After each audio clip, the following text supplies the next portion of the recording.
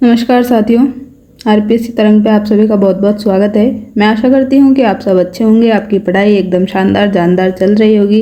इसी तैयारी को बेहतर बनाने के लिए हम डेली शाम को 7:30 पे मिलते हैं और अपनी तैयारी को बेहतर बनाते हैं। तो आप सभी ने बहुत साथ दिया, बहुत ही आपका क्या है विश्वास है और सहयोग है, इसीलिए हम अपनी क्लासेस को रेगुलर आपके लिए ला रहे हैं। तो इसी तरह से आपका सहयोग अपेक्षित है और इसी तरह से आप प्यार देते रहेंगे और मैं आपके लिए जितना हर संभव प्रयास होगा वो करने की पूरी कोशिश करूँगी। तो आप अपनी तैयारी को बेहतर बनाएं और अच्छे से अपनी पढ़ाई को करें। तो हमने क्या कर लिया था, इंडियन हिस्ट्री के सारे अपने PYQ लगभग कंप्लीट हो चुके थे, लेकिन एक टॉपिक अपना इसमें अभी भी बचा हुआ है। कौन सा? ये जो 4th चैप्टर है इस बुक का, दिशा पब्लिकेशन की ये बुक है। लिख देती हूँ मैं, दिशा 2020, और ये आती है आपके किसके लिए? RPSC फर्स्ट ग्रेड के लिए ये बुक आपकी आती है। तो इस बुक को आप चाहें तो परचेज़ कर ले। मैं यहाँ पे कोई इसका ज़्यादा प्रचार नहीं कर रही हूँ, लेकिन आपकी एग्ज़ाम की दृष्टि से महत्वपूर्ण है, आपको लेनी चाहिए। अगर आपको PYQ क्वेश्चन देखने हैं तो आप इसका क्या है, अगर आपके पास ये हार्ड कॉपी में होगी अपनी टेबल पे तो ज़्यादा अच्छी बात रहेगी। बाकी आपको PDF तो इसकी क्या है अपने टेलीग्राम चैनल पे आपको डाल दी गई है, किस किस पार्ट की एक बार बता देती हूँ आपको। तो ये जो अपना पार्ट 1 है, खंड 1, इसमें भारत का इतिहास, ये पूरे चैप्टर आपको यहाँ पे दे दिए गए हैं एक PDF में, 1 से लेकर 6 तक के चैप्टर। दूसरी PDF वहाँ पे डली हुई है जिसमें है अपना राजस्थान का इतिहास। वहाँ तो राजस्थान के इतिहास में ये यहाँ से लेके कला संस्कृति, यहाँ से शुरू है अपनी ये कला संस्कृति, चैप्टर 5 से लेके साहित्य तक। तो ये पूरा पार्ट जो है पार्ट 1 अपना 2 PDFs में वहाँ पे डला हुआ है। और यहाँ देख सकते हैं आप खंड 2 में इसके जनरल साइंस के क्वेश्चन है। फिर अपने आते हैं पॉलिटी के क्वेश्चन। तो पॉलिटी की PDF भी मैं आपको कंबाइंड दे चुकी हूँ एक, तो इसमें आप देख सकते हैं। ज़्यादा क्वेश्चन यहाँ पे नहीं है, आप देख सकते हैं इतने ही पेज है यहाँ पे। तो मैंने पूरी PDF आपको शेयर कर दी है, तो आप वहाँ से देख सकते हैं। ज़्यादा डिटेल में आपको देखना है तो आप बुक को परचेज़ कर लीजिए। ज़्यादा महंगी बुक ये है नहीं, 150 से 200 रुपये के बीच में आपको ये मिल जाएगी। ऑफलाइन किसी भी बुक स्टोर पे जाके आप देख लें। और बुक का कवर पेज देखना है तो वो आप आराम से देख सकते हैं। पहली वाली जो अपनी PDF है इंडियन हिस्ट्री की, वहाँ पे आपको मिल जाएगी। तो यहाँ पे आप देख रहे हैं इंडेक्स में, यहाँ पे भी देख ले, पॉलिटी है, अपने राजस्थान का भूगोल है, शैक्षिक परिदृश्य है, शैक्षिक प्रबंधन है और ये साइकोलॉजी। तो इस तरह से क्या है, इन्होंने सारे जो सब्जेक्ट है, इसके अलावा यहाँ पे RT भी है, मैथ भी आएगी, रीजनिंग, ये रीजनिंग आ गई, ये इधर इंग्लिश, ये मैथ। तो इस तरह से करंट अफेयर सारे जो भी अपने फर्स्ट पेपर में सिलेबस है ये हिंदी है। तो इस तरह से इन्होंने क्या है पूरा इस बुक में दिया गया है। ज़्यादा पेज की ये बुक भी नहीं है, आप देख सकते हैं यहाँ पे ये लगभग 400 पेज की बुक है। तो आराम से इसको आप पढ़ सकते हैं और यहाँ पे तो आपका रिवीजन कराया ही जा रहा है। तो अगर बुक आपको नहीं भी लेनी है तो यहाँ से जितना हो सकेगा आपका रिवीजन करवाया जाएगा। अब समय की क्या है, थोड़ी शॉर्टेज है, मेरे पास भी समय थोड़ा कम मिलता है, इसलिए क्या है आपको एक ही वीडियो मिल पाती है। तो अपना जो टारगेट है, अपना टारगेट क्या है, मैंने आपसे 15 क्वेश्चन का वादा किया है। मतलब आपके जो 30 मार्क्स है वो अभी मैं क्या है पूरे पक्के करवाऊँगी, पूरे श्योर करवाऊँगी। इसके बाद जो भी आप कमेंट कर रहे हैं, मैं सबके कमेंट पढ़ती हूँ। किसी को पॉलिटी में ज़्यादा प्रॉब्लम आ रही है, किसी को क्या है हिंदी में आ रही है, जनरल हिंदी में, किसी को साइंस में, किसी को मैनेजमेंट में। तो इस तरह से जो भी सब्जेक्ट है मैं सबके कमेंट पढ़ती हूँ। आपसे वोट भी इसलिए करवाया था कि आपका जो सेकंड पेपर है वो कौन सा है, मुझे पता चले कि मेरे पास जो ऑडियंस है उसके सेकंड पेपर क्या है। तो उसका जिसका सेकंड पेपर जो है वो उसका लगभग स्ट्रॉन्ग होता है, तो उससे मुझे पता रहे कि कौन सा बच्चा किस सब्जेक्ट से तैयारी कर रहा है। इसीलिए वो वोट करवाया था, जिसमें से कुछ लोगों ने तो अब भी बोलने के बाद भी वोट नहीं किया है। ठीक है, वो आपकी इच्छा है, आप कहीं और से पढ़ रहे हैं, कोई दिक्कत नहीं है, आपकी इच्छा है, आप स्वतंत्र है। पर मैं आपके बेहतरी के लिए ही काम करना चाहती हूँ यहाँ पे। ये नहीं कि जल्दबाजी में ये सारे सब्जेक्ट भी शुरू कर दें, फॉर्मेलिटी के लिए वीडियो डाल दी और हो गया काम। ऐसा काम मैं नहीं करना चाहती। जो आपसे वादा कर दिया है कि ये 15 क्वेश्चन आपके 30 मार्क्स यहाँ पे आपको कहीं नहीं जाने देंगे। आपके 60 नंबर में आपको क्या है 40% आपके आ जाते हैं। अगर आप जनरल कैटेगरी से हैं तो 60 नंबर आपको लाने, 30 नंबर अभी अपने पक्के कर रहे हैं। इस मंथ में, अपने अप्रैल मंथ में क्या है, पूरा ये यहाँ तक जो है अपना आर्ट एंड कल्चर तक का ये कंप्लीट कराने की पूरी कोशिश की जाएगी। तो इसी तरह से हम प्लानिंग करके चल रहे हैं। तो इसके बाद में जो भी होगा, जो भी सब्जेक्ट है वो पढ़ाया जाएगा, बिल्कुल बेफिक्र रहें। और मैथ की क्लासेस भी यहाँ पे क्या है, 2 क्लासेस डली हुई हैं अपने, पर किसी का रेस्पॉन्स नहीं आया उन वीडियोस पे, तो मैथ्स की क्लासेस डालना मैंने बंद कर दिया। अगर आप चाहते हैं कि मैथ्स की क्लासेस क्या है कंटिन्यू रखें, तो उसको भी हम 5-6 वीडियो में कवर कर सकते हैं और हर संडे को वो वीडियो आपको मिल जाएगी। तो इस तरह से हम प्लान कर सकते हैं। तो आप कमेंट करके ज़रूर बताएं, जिसका भी वो होगा तो वो आपका कर दिया जाएगा, ठीक है। तो आपके 5 मिनट यहाँ पे मैंने ले लिए, उसके लिए मैं क्षमा प्रार्थी हूँ, क्योंकि आपका 1-1 मिनट यहाँ पे क्या है, बहुत कीमती है। पर ये सब बेसिक बातें जो थी आपको बताना ज़रूरी था, क्योंकि आपके मन में जो जो चीज़ें चल रही है तो उसको थोड़ा सा बताना ज़रूरी होता है, ताकि आपके डाउट्स क्लियर हो और आप आराम से तैयारी कर सकें शांत दिमाग से।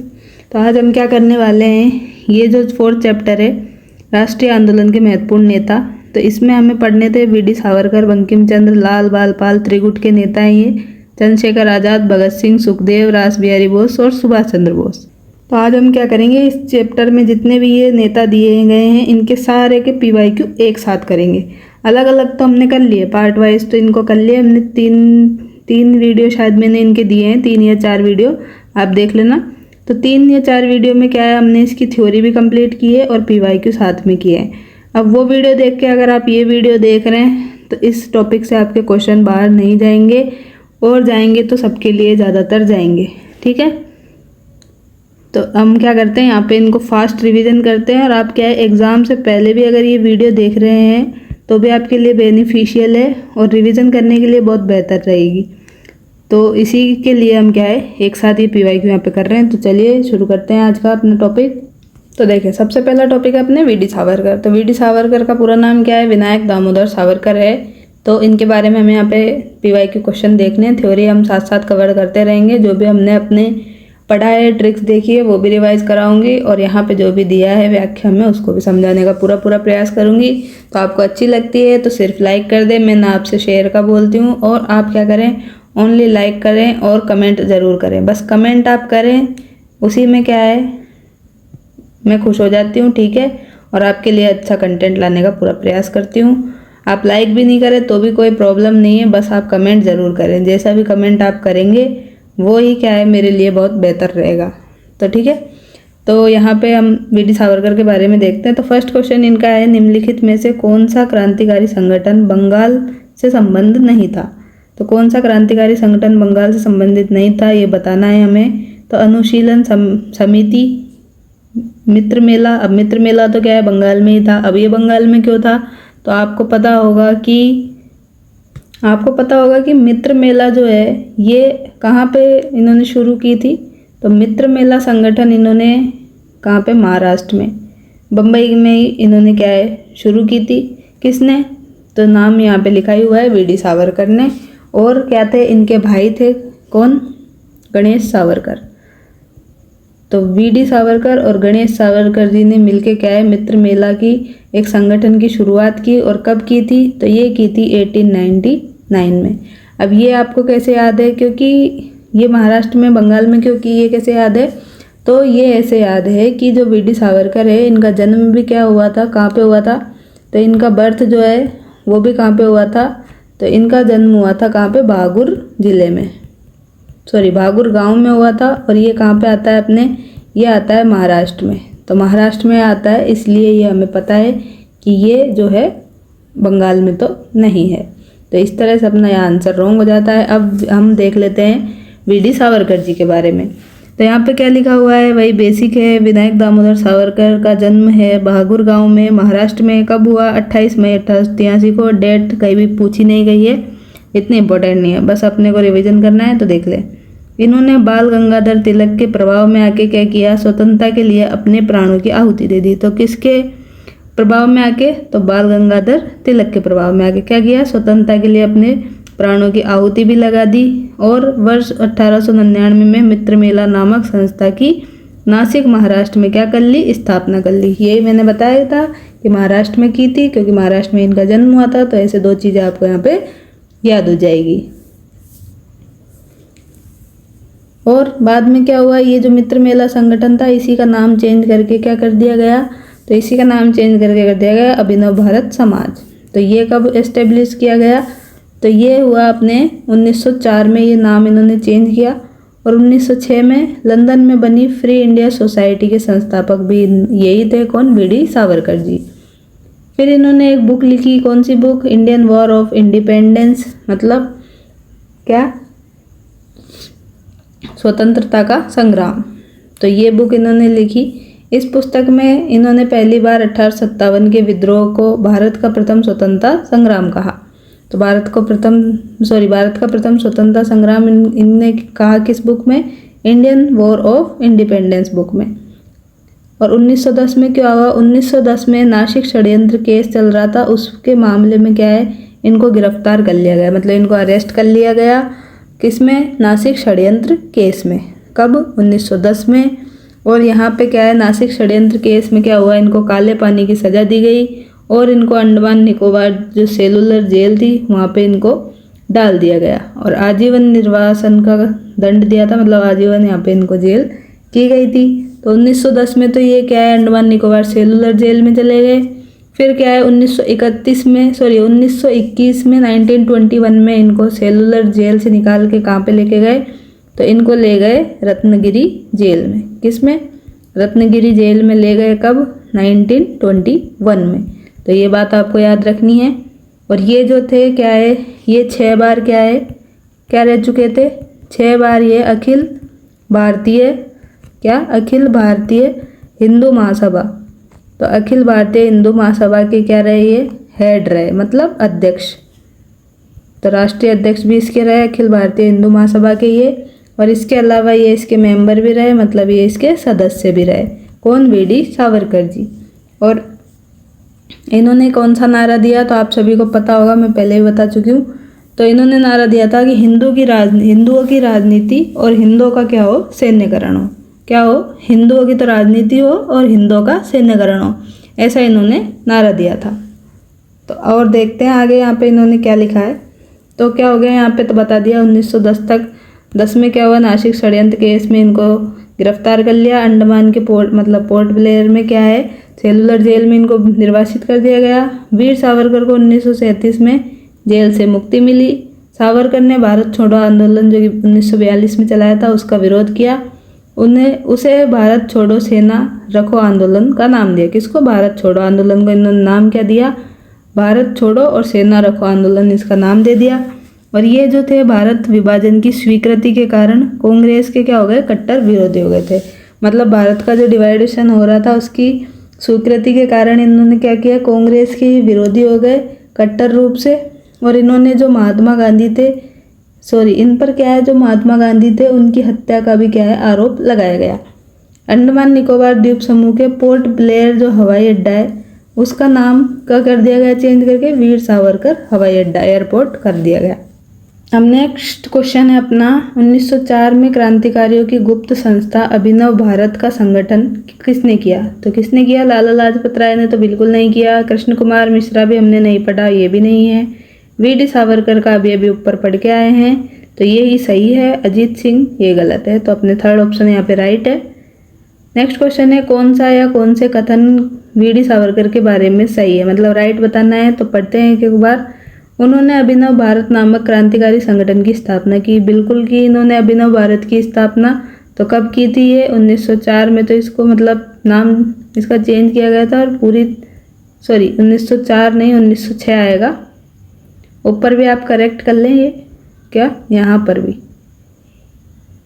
1906 कर ले, इसको RBSC की बुक में 6 दिया है क्योंकि, और आप इसको वेरीफाई कर सकते हैं अगर आप बुक पढ़ते हैं तो, और कमेंट में लिख सकते हैं या फिर टेलीग्राम पे भी लिख सकते हैं ग्रुप में कि भाई ये प्रूफ है और ये यहाँ से आप करेक्ट करवा दें, तो वो हम देख लेंगे, तो उसका डिस्कशन कर लेंगे। वैसे मेरे अकॉर्डिंग जितना मुझे मिला वो 1906 है। तो ये हो गया अभिनव भारत को। और मित्र मेला से ही क्या है, इसका चेंज किया था। तो मित्र मेला अभी बताया आपको, मित्र मेला जो संगठन था ये कब एस्टेब्लिश हुआ था, तो ये किया था 1899 में, दोनों भाइयों ने, वीडी सावरकर जी ने और गणेश सावरकर ने। तो किस लिए किया था ये भी बता दूँ, तो गणपति उत्सव मनाने के लिए किया था, गणपति उत्सव मनाने के लिए इसकी स्थापना की। फिर जो अभिनव भारत में चेंज किया गया इसका, तो ये वाला जो था इसमें क्या है, इसको गुप्त क्रांतिकारी संस्था के रूप में फिर इससे चलाया जाने लगा। तो ये बात हो गई। अब दूसरा पढ़ते हैं। भारतीय राष्ट्रवादियों को प्रेरित करने के उद्देश्य से इन्होंने मेजिनी की जीवनी लिखी। तो मेजिनी की जीवनी भी इन्होंने लिखी, ये हम पहले पढ़ चुके हैं। उन्होंने भारत का स्वतंत्रता संग्राम 1857 नामक पुस्तक लिखी, जो 1857 के विद्रोह का एक राष्ट्रवादी दृष्टिकोण प्रदान करती है। तो ये बात यहाँ पे सही है या गलत, जल्दी से बताइए। तो ये बुक इन्होंने लिखी जो कि अभी हमने देखी थी, क्या, the Indian war of independence. तो ये बुक इन्होंने लिखी थी। तो ये बात क्या है, यहाँ पे सही है और ये इसको प्रदर्शित करती है। तीनों सही है अभी तक के। तो ब्रिटिश कैद से मुक्त होकर क्या है, ये जेल एक चलते जहाज से कूद पड़े थे। तो ये बात भी सही है। अब जहाज का नाम क्या है, पहले भी बताया, जहाज का नाम था एसएच मौर्या। तो एसएच मौर्या जहाज का नाम था। इस जहाज से कूद कर क्या है, ये यहाँ से भाग निकले थे जब इनको जहाज में बिठा के भारत लाया जा रहा था। तो ये बात यहाँ पे हो गई। तो यहाँ पे क्या है, चारों ही अपने सही है, तो सेकंड राइट हो जाएगा इस तरह से। तो ये क्वेश्चन यहाँ पे थे। अब मैं आपको थोड़ा सा और बता दूँ इनके बारे में, ताकि आपके जो भी कुछ बचा हुआ है वो भी कवर हो जाए। तो 1901 में क्या किया इन्होंने, 1901 में इन्होंने जो महारानी विक्टोरिया थी, कौन थी, महारानी विक्टोरिया थी, इनकी मृत्यु पे क्या है, इन्होंने जो शोक सभा आयोजित की थी, इनकी मृत्यु पे जो भी शोक सभा आयोजित की गई थी, इसका क्या किया, विरोध किया। तो शोक सभा का विरोध किया किसने, वीडी सावरकर ने। 1901 में किसकी, तो विक्टोरिया की, महारानी विक्टोरिया की जो डेथ हुई थी उसकी शोक सभा का इन्होंने क्या किया, विरोध किया। और फिर क्या किया, एक काम और किया इन्होंने, क्या, एडवर्ड जो सप्तम था, एडवर्ड सप्तम के इसका क्या हो रहा था, राज्याभिषेक हो रहा था। तो राज्याभिषेक के टाइम पे क्या किया, इसका भी विरोध किया इन्होंने। तो विरोध के लिए यहाँ क्रॉस लगा रही हूँ मैं। तो विरोध किया और क्या कहा, इसको राज्याभिषेक को, जो भी उत्सव यहाँ पे चल रहा था, इसको बोला गुलामी का उत्सव।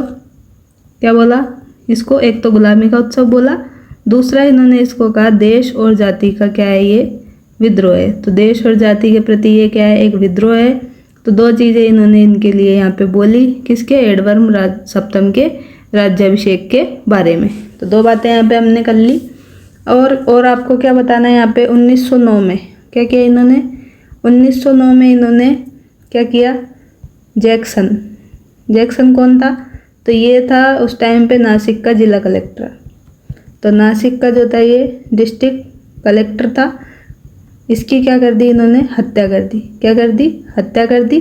किसने, वीडी सावरकर ने 1909 में। पिस्तौल का नाम भी बता देती हूँ। तो पिस्तौल थी इनके पास कौन सी, ब्राउनिंग पिस्तौल। तो ब्राउनिंग जो पिस्तौल थी, इससे क्या है, इनकी हत्या कर दी, किसकी, जैक्सन की। तो ये भी आपको याद रखना है। अब आपके क्या बचा यहाँ पे, ये मैं बता चुकी हूँ पहले कि 6 बार ये क्या रहे, अध्यक्ष रहे, किसके, अखिल भारतीय हिंदू महासभा के, और सदस्य भी रहे। और फिर लास्ट में आपको बताती हूँ कि जो इन्होंने अपने प्राण त्यागे थे वो संलेखना पद्धति से त्यागे थे। संलेखना पद्धति में क्या करते हैं, खाना पीना छोड़ देते हैं। तो अपने आप क्या है, थोड़े दिनों में अपने बॉडी जो है वीक होने लग जाती है और अपनी मृत्यु हो जाती है। तो ये बात थी यहाँ पे। तो ये सब क्या है, हमने वीडी सावरकर के बारे में पूरा देख लिया। अभी 15 मिनट आपको हुए हैं, उसमें हमने क्या है पूरा लगभग कंप्लीट कर लिया है। तो दूसरे जो नेता हैं वो है अपने बंकिम चंद्र जी, चटर्जी जी, चट्टोपाध्याय जी, इनके बारे में पढ़ना है। तो बंकिम चंद्र जी का पहला क्वेश्चन है अपना, बंकिम चंद्र चटर्जी के बारे में निम्नलिखित कथनों पे विचार करना है। स्कूल लेक्चरर 2020 में आया है। तो इनके बारे में विचार करना है। पहला पढ़ते हैं, उन्होंने बंगला संस्कृति के उत्थान के लिए बंग दर्शन नामक पत्रिका का प्रकाशन किया। तो इन्होंने क्या इसका प्रकाशन किया था, बंग दर्शन का? तो जी हाँ, बिल्कुल इन्होंने इसका प्रकाशन किया था, बंग दर्शन का। और इसी में क्या है, इन्होंने बंगला संस्कृति के उत्थान के लिए बताया था। तो ये बात तो क्या है यहाँ पे बिल्कुल सही है। और ये एक पत्रिका थी, ये यहाँ पे आपको दिख रहा होगा। आनंद मठ के अतिरिक्त क्या है, इन्होंने दुर्गेश नंदिनी और कपाल कुंडला उपन्यास भी लिखे। तो ये बात भी क्या है, बिल्कुल सही है। इन्होंने आनंद मठ भी लिखा, दुर्गेश नंदिनी भी लिखा और कपाल कुंडला भी लिखा। तो कपाल कुंडला जो है ये क्या है, ये एक लव स्टोरी बेस्ड जो है रचना है, इनकी नॉवल है। और दुर्गेश नंदिनी भी इन्होंने लिखी और आनंदमठ भी लिखी। तो ये यहाँ पे दोनों ही सही है। तो उपयुक्त में सत्य बताना है, तो सत्य ये है, पहला और दूसरा दोनों सत्य, इसलिए अपने फोर्थ ऑप्शन यहाँ पे राइट है। तो इसमें देखो आपको सारा पता होना चाहिए कि इन्होंने कौन कौन सी तो पत्रिका निकाली थी, लैंग्वेज क्या थी और इनके नॉवेल्स कौन कौन से थे। तो यहीं पे आपको बता देती हूँ इनकी जो और भी रचनाएं हैं। तो यहाँ पे मैं लिखती हूँ, आप ध्यान से सुने और देखें। तो रचनाएं हैं इनकी, कपाल कुंडला तो हो गई, ये दुर्गेश नंदिनी, आनंदमठ। इसके अलावा जो बचती है तो एक आती है इनकी क्या, राधा रानी। क्या नाम है, राधा रानी। दूसरी है एक र से ही रजनी, और एक आती है कृष्णकांत का वसीयतनामा। क्या है, एक कृष्णकांत का क्या है, वसीयतनामा। तो ये तीन और है। इसके अलावा आपको याद रखनी है क्या, चंद्रशेखर। कौन सी याद रखनी है, एक चंद्रशेखर याद रखनी है, और एक और है देवी चौधरानी। तो ये सब क्या है, ये इम्पोर्टेंट है जो ही मैंने बताई है। ज़्यादा आप याद रख भी नहीं सकते और इतने से आपका काम चल जाएगा आराम से। वापस से रिवाइज करा देती हूँ एक बार जल्दी से। तो पत्रिका तो कौन सी थी, बंगदर्शन थी। और कौन सी लैंग्वेज थी इसकी, सॉरी लैंग्वेज का पता नहीं है, ये बंगला संस्कृति के लिए थी। और उपन्यास थे एक तो आनंदमठ, दुर्गेश नंदिनी, कपाल कुंडला, राधा रानी, रजनी, कृष्णकांत का वसीयतनामा, चंद्रशेखर और देवी चौधरानी। तो ये सारी क्या थी, इनकी रचनाएं थी। तो ये बात हमने कर ली। अब बंकिम चंद्र चटर्जी जो है, इनके बारे में क्या है, थोड़ी सी बेसिक जानकारी ले लेते हैं कि इनका जन्म कहाँ पे हुआ था, इन्होंने कैसे क्या पढ़ाई की थी। तो ये बात है यहाँ पे, तो ये हमें देखना है। तो ये बंग दर्शन जो है इसको आप ध्यान में रखें। सॉरी, दुर्गेश नंदिनी जो है इसकी लैंग्वेज आप लिख सकते हैं यहाँ पे। कौन सी लैंग्वेज में था ये, तो ये था अपने बांग्ला लैंग्वेज में, बांग्ला लैंग्वेज में था। और लिखा कब था, तो ये लिखा था 1864 में, और ये था एक बंगाली रोमांस। तो ये बात आपको याद रखनी है। और आनंद मठ के बारे में भी आप यहाँ पे लिख सकते हैं क्या, तो आनंद मठ जो है ये 1882 में क्या है, प्रकाशित किया गया था। और जो बंग दर्शन है ये क्या थी, मासिक पत्रिका थी। तो यहाँ पे पत्रिका तो लिखा ही हुआ है, यहाँ पे लिख ले कि मासिक मतलब मंथली ये मैगजीन थी। तो ये सब बात हमने को क्या है याद रखनी है। और एक चीज़ और याद रखें कि आनंद मठ से ही क्या है, जो अपना वंदे मातरम राष्ट्रीय गीत है ये यहाँ से लिया गया है। तो ये सब हमने देख लिया। और चीज़ें जो हैं इनकी क्या है, दो उपन्यास और है जो अभी मैं आपको बताती हूँ जल्दी से। पहले इसको पढ़ लेते हैं।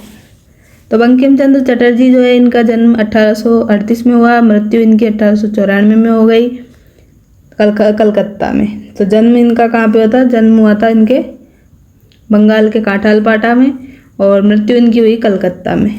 और इनका धर्म क्या था, तो आपको बता दूं इनका धर्म क्या था, बंगाली ब्राह्मण थे ये। कौन थे ये, बंगाली ब्राह्मण थे। कभी कभी इनकी इससे भी क्वेश्चन बन जाता है, तो आपको क्या है ये भी याद रखना है।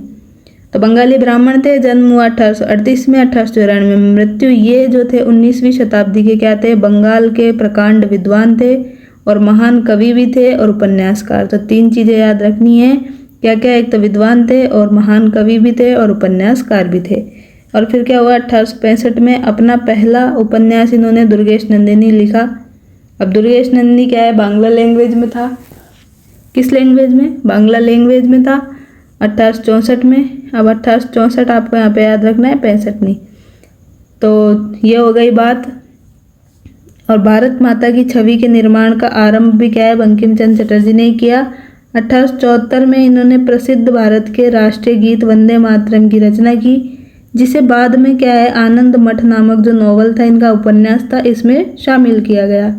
तो इन्होंने जो भारत का राष्ट्रीय गीत था वंदे मातरम, इसकी रचना की थी पहले, और फिर जो बाद में आनंद मठ लिखा उसमें भी क्या कर लिया, इसको ऐड कर लिया। वो आनंद मठ अभी कब इन्होंने पब्लिश किया था, तो 1882 में। तो इसका मतलब यही पता चल रहा है कि वंदे मातरम जो है अपना राष्ट्रीय गीत पहले लिखा था 1874 में, 82 में आनंद मठ में ये ऐड कर लिया इन्होंने। स्वदेशी आंदोलन की प्रेरणा से अबिंद्रनाथ टैगोर ने क्या किया, भारत माता की विख्यात छवि को क्या कर दिया, चित्रित कर लिया। इस पेंटिंग में भारत माता को क्या है, एक सन्यासिनी के रूप में दिखाया गया है। प्रसंगतः ध्यातव्य है कि वंदे मातरम जो गीत है, इसको सबसे पहले 1896 के कांग्रेस के किस अधिवेशन में, तो कांग्रेस के इसके कलकत्ता अधिवेशन में गाया गया। तो ये बात याद रखनी है कि वंदे मातरम जो गीत है, इसकी रचना तो सर्वप्रथम क्या है 1874 में हुई थी, और इसको गाया कब गया, तो फर्स्ट बार इसको 1896 में कांग्रेस के कलकत्ता अधिवेशन में गाया गया। बंकिम चंद्र चट्टोपाध्याय का जन्म जो है 27 जून 1838 को बंगाल के 24 परगना के नेहाती के काठालपाड़ा गांव में हुआ। और इनका जो परिवार था रूढ़िवादी ब्राह्मण परिवार था, और ब्राह्मण भी कौन से, बंगाली ब्राह्मण। तो ये बता दिया था आपको। ये जेसौर के डिप्टी कलेक्टर के पद पर नियुक्त हुए। और 1844 में क्या हुआ, companion order of Indian empire बनाया गया। बंकिम जी ने क्या किया, अप्रैल 1872 से अभंग दर्शन जो इनकी साप्ताहिक पत्र था वो भी निकालना शुरू किया। सॉरी, ये साप्ताहिक नहीं, ये साहित्यिक है, थोड़ा बोलने में गलती हो गई तो इसको करेक्ट कर ले, ये साहित्यिक है। तो बंग दर्शन इन्होंने लिखा था कब, मतलब 1872 में ये पब्लिश हो गया था, ये मैं आपको पहले बता चुकी हूँ। और इसमें बांग्ला संस्कृति के उत्थान के बारे में बताया गया है। इसके संपादक कौन थे, स्वयं बंकिम जी थे। और आधुनिक बांग्ला साहित्य के जनक किसको कहते हैं, तो आधुनिक जो मतलब मॉडर्न बांग्ला लिटरेचर है उसका जनक फादर किसको कहते हैं, तो ये बंकिम चंद्र जी को ही कहते हैं। महाकवि जो रविन्द्रनाथ टैगोर है, इनके जो महाकवि रविन्द्रनाथ टैगोर थे, इनके साहित्यिक शिक्षा बंकिम के सानिध्य में ही हुई। तो ये बात यहाँ पे आपको ध्यान रखनी है। अब नेक्स्ट क्वेश्चन देखते हैं अपना। नेक्स्ट क्वेश्चन से पहले हम इनकी जो प्रमुख कृतियाँ हैं, रचनाएं हैं, वो देख लेते हैं। तो आनंद मठ जो है 1882 में लिखी इन्होंने। और इसी में क्या है, वंदे मातरम जो राष्ट्रीय गीत था वो इन्होंने बाद में ऐड कर लिया। तो कपाल कुंडला 1886 में, मृणालिनी 1869 में, विष पक्ष 1873 में, कृष्णकांत का वसीयतनामा बता चुकी हूँ 1878 में, रजनी भी बता चुकी है 1877 में, चंद्रशेखर 1877 में। तो ये क्या है, इनके उपन्यास है, नॉवल्स हैं ये सारे इनके, तो आपको ये याद रखने। अब राज सिंह 1881 में और देवी चौधरानी 1884 में, कमलाकांत रे इफ्तार अर्थात कमलाकांत का रोजना मचा। तो ये भी क्या है, इनके अदर नॉवेल्स हैं। और सीताराम जो कि 1896 में है, ये इनका क्या है, लास्ट उपन्यास है। तो सीताराम को ज़रूर ध्यान रखें कि सीताराम जी जो हैं, ऐसे याद रख ले कि सभी अपने अंतिम समय में क्या है, भगवान को याद कर लेते हैं। ऐसे तो चाहे करते हैं या नहीं करते, तो सीताराम सीताराम करते रहते हैं बाद में, तो पहले चाहे कितने ही बुरे काम कर ले जो भी है, तो सीताराम से याद रखना है अंतिम उपन्यास 1886 में। बंकिम चंद्र जी ने कृष्ण चरित्र के नाम से भी कुछ लेख लिखे। और इनका देहांत 8 अप्रैल 1894 को कोलकाता में हो गया। तो ये सब बात है जो कि आपको याद रखनी है। और इनकी जो कविताओं का संग्रह वो कहाँ पे मिलता है, तो कविताओं का जो संग्रह है वो इनका मिलता है ललिताओ मानस में। तो यहाँ पे लिख देती हूँ, इनकी जो कविताएं हैं उनका कलेक्शन संग्रह कहाँ पे मिलता है, ललिताओ मानस में। तो ये ललिताओ मानस में इनका कलेक्शन मिल गया। तो अब देखते हैं हम नेक्स्ट क्वेश्चन, जो कि है अपना बंकिम चंद्र चटर्जी के बारे में निम्न कथनों पर विचार कीजिए। स्कूल लेक्चर 2020 में पूछा गया है। तो पढ़ते हैं। उन्होंने बांग्ला संस्कृति के उत्थान हेतु बंग दर्शन का प्रकाशन किया, सही है। आनंद मठ के अतिरिक्त इन्होंने दुर्गेश नंदी कपाल कुंडला उपन्यास लिखे, ये भी सही है। ये क्वेश्चन सेम यही रिपीट हो गया है, तो इसको हमने पहले ही कर लिया, तो वापस से रिवाइज हो गया अपना, तो दोनों सही है। तो अपने ऑप्शन भी ये दोनों ही सही वाला, फोर्थ अपना राइट हो जाएगा। नेक्स्ट क्वेश्चन है अपना, बंकिम चंद्र चटर्जी के उपन्यास जो है आनंद मठ, इसका प्रकाशन किस वर्ष हुआ, तो इसका हुआ था 1882 में। 1882 में क्या है, इसका प्रकाशन हुआ था। तो ये आपको याद था, अभी बताया था, तो ये सही है। कॉलेज लेक्चरर 2021 में पूछा था। भारत का जो राष्ट्रीय गीत है वंदे मातरम, इसके रचयिता कौन है, तो इसके रचयिता कौन है, अब ये पढ़ जिनके बारे में पढ़ रहे हैं वही है, बंकिम चंद्र चटर्जी हैं। तो 3 अपना सही है। तो इस तरह से हमने क्या है, पूरा इनका रिवीजन कर लिया। इसके अलावा जो एक बात और आपको याद रखनी है वो आप ये याद रख सकते हैं, यहाँ जगह नहीं है, यहीं लिखते हैं नीचे ही, थोड़ा सा जगह बना के, ठीक है। तो यहाँ पे लिख लेते हैं, जो इनका एक नोवेल है, कौन सा, राजमोहन्स वाइफ। क्या नाम है इसका, राजमोहन्स वाइफ। ये क्या है, इनका फर्स्ट जो नोवेल है जो कि इंग्लिश में पब्लिश है। तो फर्स्ट इंग्लिश नोवेल अगर पूछा जाए तो आपको क्या बताना है, राजमोहन्स वाइफ बताना है। तो ये बात हो गई। और इनकी जो उपाधि है वो भी आपको बता दूं, तो इनको एक तो राय बहादुर की उपाधि मिली हुई है, और एक इनको CIE की उपाधि मिली हुई है। और इसके अलावा एक लास्ट है जो कि आधुनिक बंगाली साहित्यिक पुनर्जागरण काल के क्या है, प्रणेता भी इनको कहा जाता है। तो ये बात है। और एक लास्ट बात है कि इन्होंने क्या बोला, तो इन्होंने अपने देश के लिए बोला कि देश प्रेम क्या है, धर्म है, और धर्म जो है भारत के प्रति प्रेम है। क्या बोला, देश प्रेम तो धर्म है और धर्म भारत के प्रति प्रेम है। तो ये बात यहाँ पे हो गई। तो इस तरह से हमने 2 नेता अभी हमने कंप्लीट कर लिए हैं। अब हम चलते हैं अपने जो लाल बाल पाल है, बहुत ही फेमस है, त्रिगुट के नेता हैं और गरम दल के नेता हैं। तो इनके बारे में भी जल्दी से बात कर लेते हैं। तो इनमें सबसे पहले हमें पढ़ेंगे लाल जी के बारे में, मतलब कि विपिन चंद्र, यहाँ पे हम क्वेश्चन करने वाले हैं पाल जी के बारे में, क्योंकि इन्होंने क्वेश्चन ऐसे ही दिया है। तो पाल, ये पाल, तो विपिन चंद्र पाल। तो पहले इनके कर लेते हैं, फिर हम देख लेंगे लाल जी के, बाल जी के मतलब लाला लाजपत राय के, बाल गंगाधर तिलक जी के। तो फर्स्ट क्वेश्चन है विपिन चंद्र पाल के बारे में निम्न कथनों में से आपको बताना है क्या सही कूट। तो पहला पढ़ते हैं। उन्होंने बांग्ला में क्या है, एक पाक्षिक पत्रिका कौमुदी का प्रकाशन किया। तो विपिन चंद्र पाल ने ऐसी कोई भी पाक्षिक जो पत्रिका थी, मैगजीन थी, इसका प्रकाशन यहाँ पे नहीं किया था। तो ये अपना यहाँ पे रॉन्ग हो जाता है। ये मैं आपको थ्योरी जब पढ़ाई थी तब बता चुकी थी, इसलिए यहाँ पे रिवीजन हम नहीं करा रहे। तो आपको डायरेक्ट याद होगा, जिनको याद नहीं है तो वो डायरेक्ट याद रख सकते हैं। दूसरा पढ़ते हैं। उन्होंने लाहौर से प्रकाशित होने वाले ट्रिब्यून के संपादकीय विभाग में भी काम किया। तो ट्रिब्यून जो था लाहौर से पब्लिश होता था ये पेपर, इसके यहाँ पे इन्होंने क्या किया, काम किया। तो संपादकीय विभाग में काम किया, ये बात क्या है, बिल्कुल सही है। तो यहाँ पे ये वाला अपना बिल्कुल राइट है। और ये काम पूछा है school lecture Sanskrit department choice में। तो सेकंड अपना यहाँ पे सही है। ऑप्शन देखते हैं। तो ऑप्शन में हमें क्या दिया है, कथन 2 सही है पहले में ही, तो यही अपना सही है। तो बाकी तो क्या है, सारे गलत है। तो अब इनके बारे में थ्योरी देखते हैं जो कि क्या दी गई है। विपिन चंद्र पाल जी का जन्म कब हुआ, तो 1858 में हुआ। कहाँ पे हुआ, तो सिलट ज़िले के पोइल गांव में हुआ, जो कि क्या है, हबीबगंज। और अभी क्या है, प्रेजेंट में ये क्या है, बांग्लादेश में आता है। प्रेजेंट में कहाँ पे आता है, तो ये बांग्लादेश में आता है। तो ये बात याद रखनी है।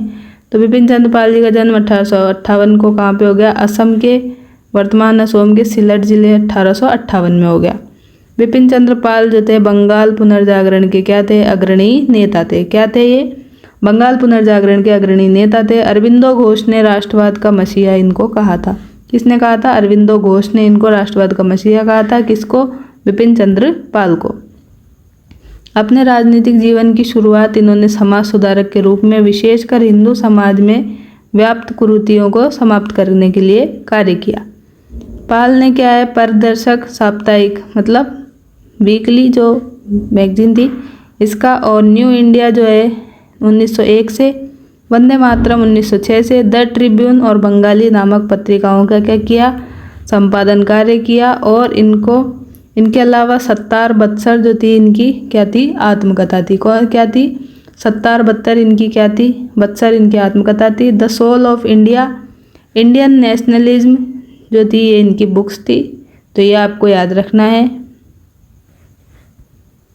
तो इनके लेखन कार्य भी इन्होंने शुरू किया है। विपिन चंद्र पाल जो है father of revolutionary thoughts of India के नाम से भी जाने जाते हैं। मतलब भारत में क्रांतिकारी विचारों के जनक अगर पूछा जाए तो आपको विपिन चंद्र पाल जी टिक करना है यहाँ पे। और प्रचंड राष्ट्रवाद का पैगंबर पूछे तो भी आपको यही बताना है, क्या राष्ट्रवाद का मसीहा है, राष्ट्रवाद का क्या पैगंबर पूछ ले तो भी आपको विपिन चंद्र पाल ही बताना है। इन्होंने जो है आसाम के चाय बागानों में जो कार्यरत श्रमिक थे इनके हितों के लिए क्या की थी, आवाज़ उठाई थी। और इनका एक और जो है पेपर आता है, कौन सा, स्वराज पत्रिका, मैगजीन है ये, स्वराज पत्रिका। तो ये क्या है, इंडिया हाउस से पब्लिश की जाती थी। तो इंडिया हाउस से पब्लिश क्या है, ये एक पत्रिका है, कौन सी, स्वराज। और इंग्लैंड में रहकर इन्होंने ये पत्रिका निकाली थी। लेकिन बाद में क्या हुआ, मदन लाल ढींगरा ने 1909 में क्या है इसका प्रकाशन बंद कर दिया, क्योंकि उस टाइम पे क्या है करजन वायली की हत्या कर दी गई थी। तो ये सब आपको क्या है यहाँ पे याद रखना है। तो अपना ये क्वेश्चन खत्म हुआ। कौमुदी यहाँ पे इन्होंने नहीं लिखी है, तो ये आपको पूछा था। नेक्स्ट क्वेश्चन है the soul of India book किसने लिखी, तो अभी अभी ऊपर पढ़ के आए हैं, ये देखें the soul of India book एक तो और एक इंडियन नेशनलिज्म और सत्तार बत्सर, तो 3 इन्होंने लिखी। तो पूछा है द सोल ऑफ इंडिया, तो बिना देरी किए आंसर लगा देना है, सॉरी वीडी सावरकर नहीं, ये लगाना है हमें बिपिन चंद्रपाल। तो थर्ड ऑप्शन राइट है, फर्स्ट ग्रेड 2022 में पूछा था।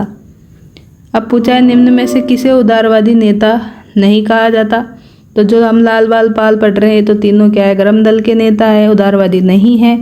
तो देख लेते हैं ऑप्शन में क्या है, उदारवादी नेता नहीं है, तो नहीं है में विपिन चंद्रपाल आ जाएंगे, क्योंकि ये तो गरम दल के हैं, तो उग्रवादी हैं, तो ये तो गलत है। और बाकी सब क्या है जो बच गए वो क्या है, अपने उदारवादी हैं। तो दादा भाई नारोजी, फिरोज शाह मेहता, गोपाल कृष्ण गोखले, ये सब क्या थे, उदारवादी नेता थे।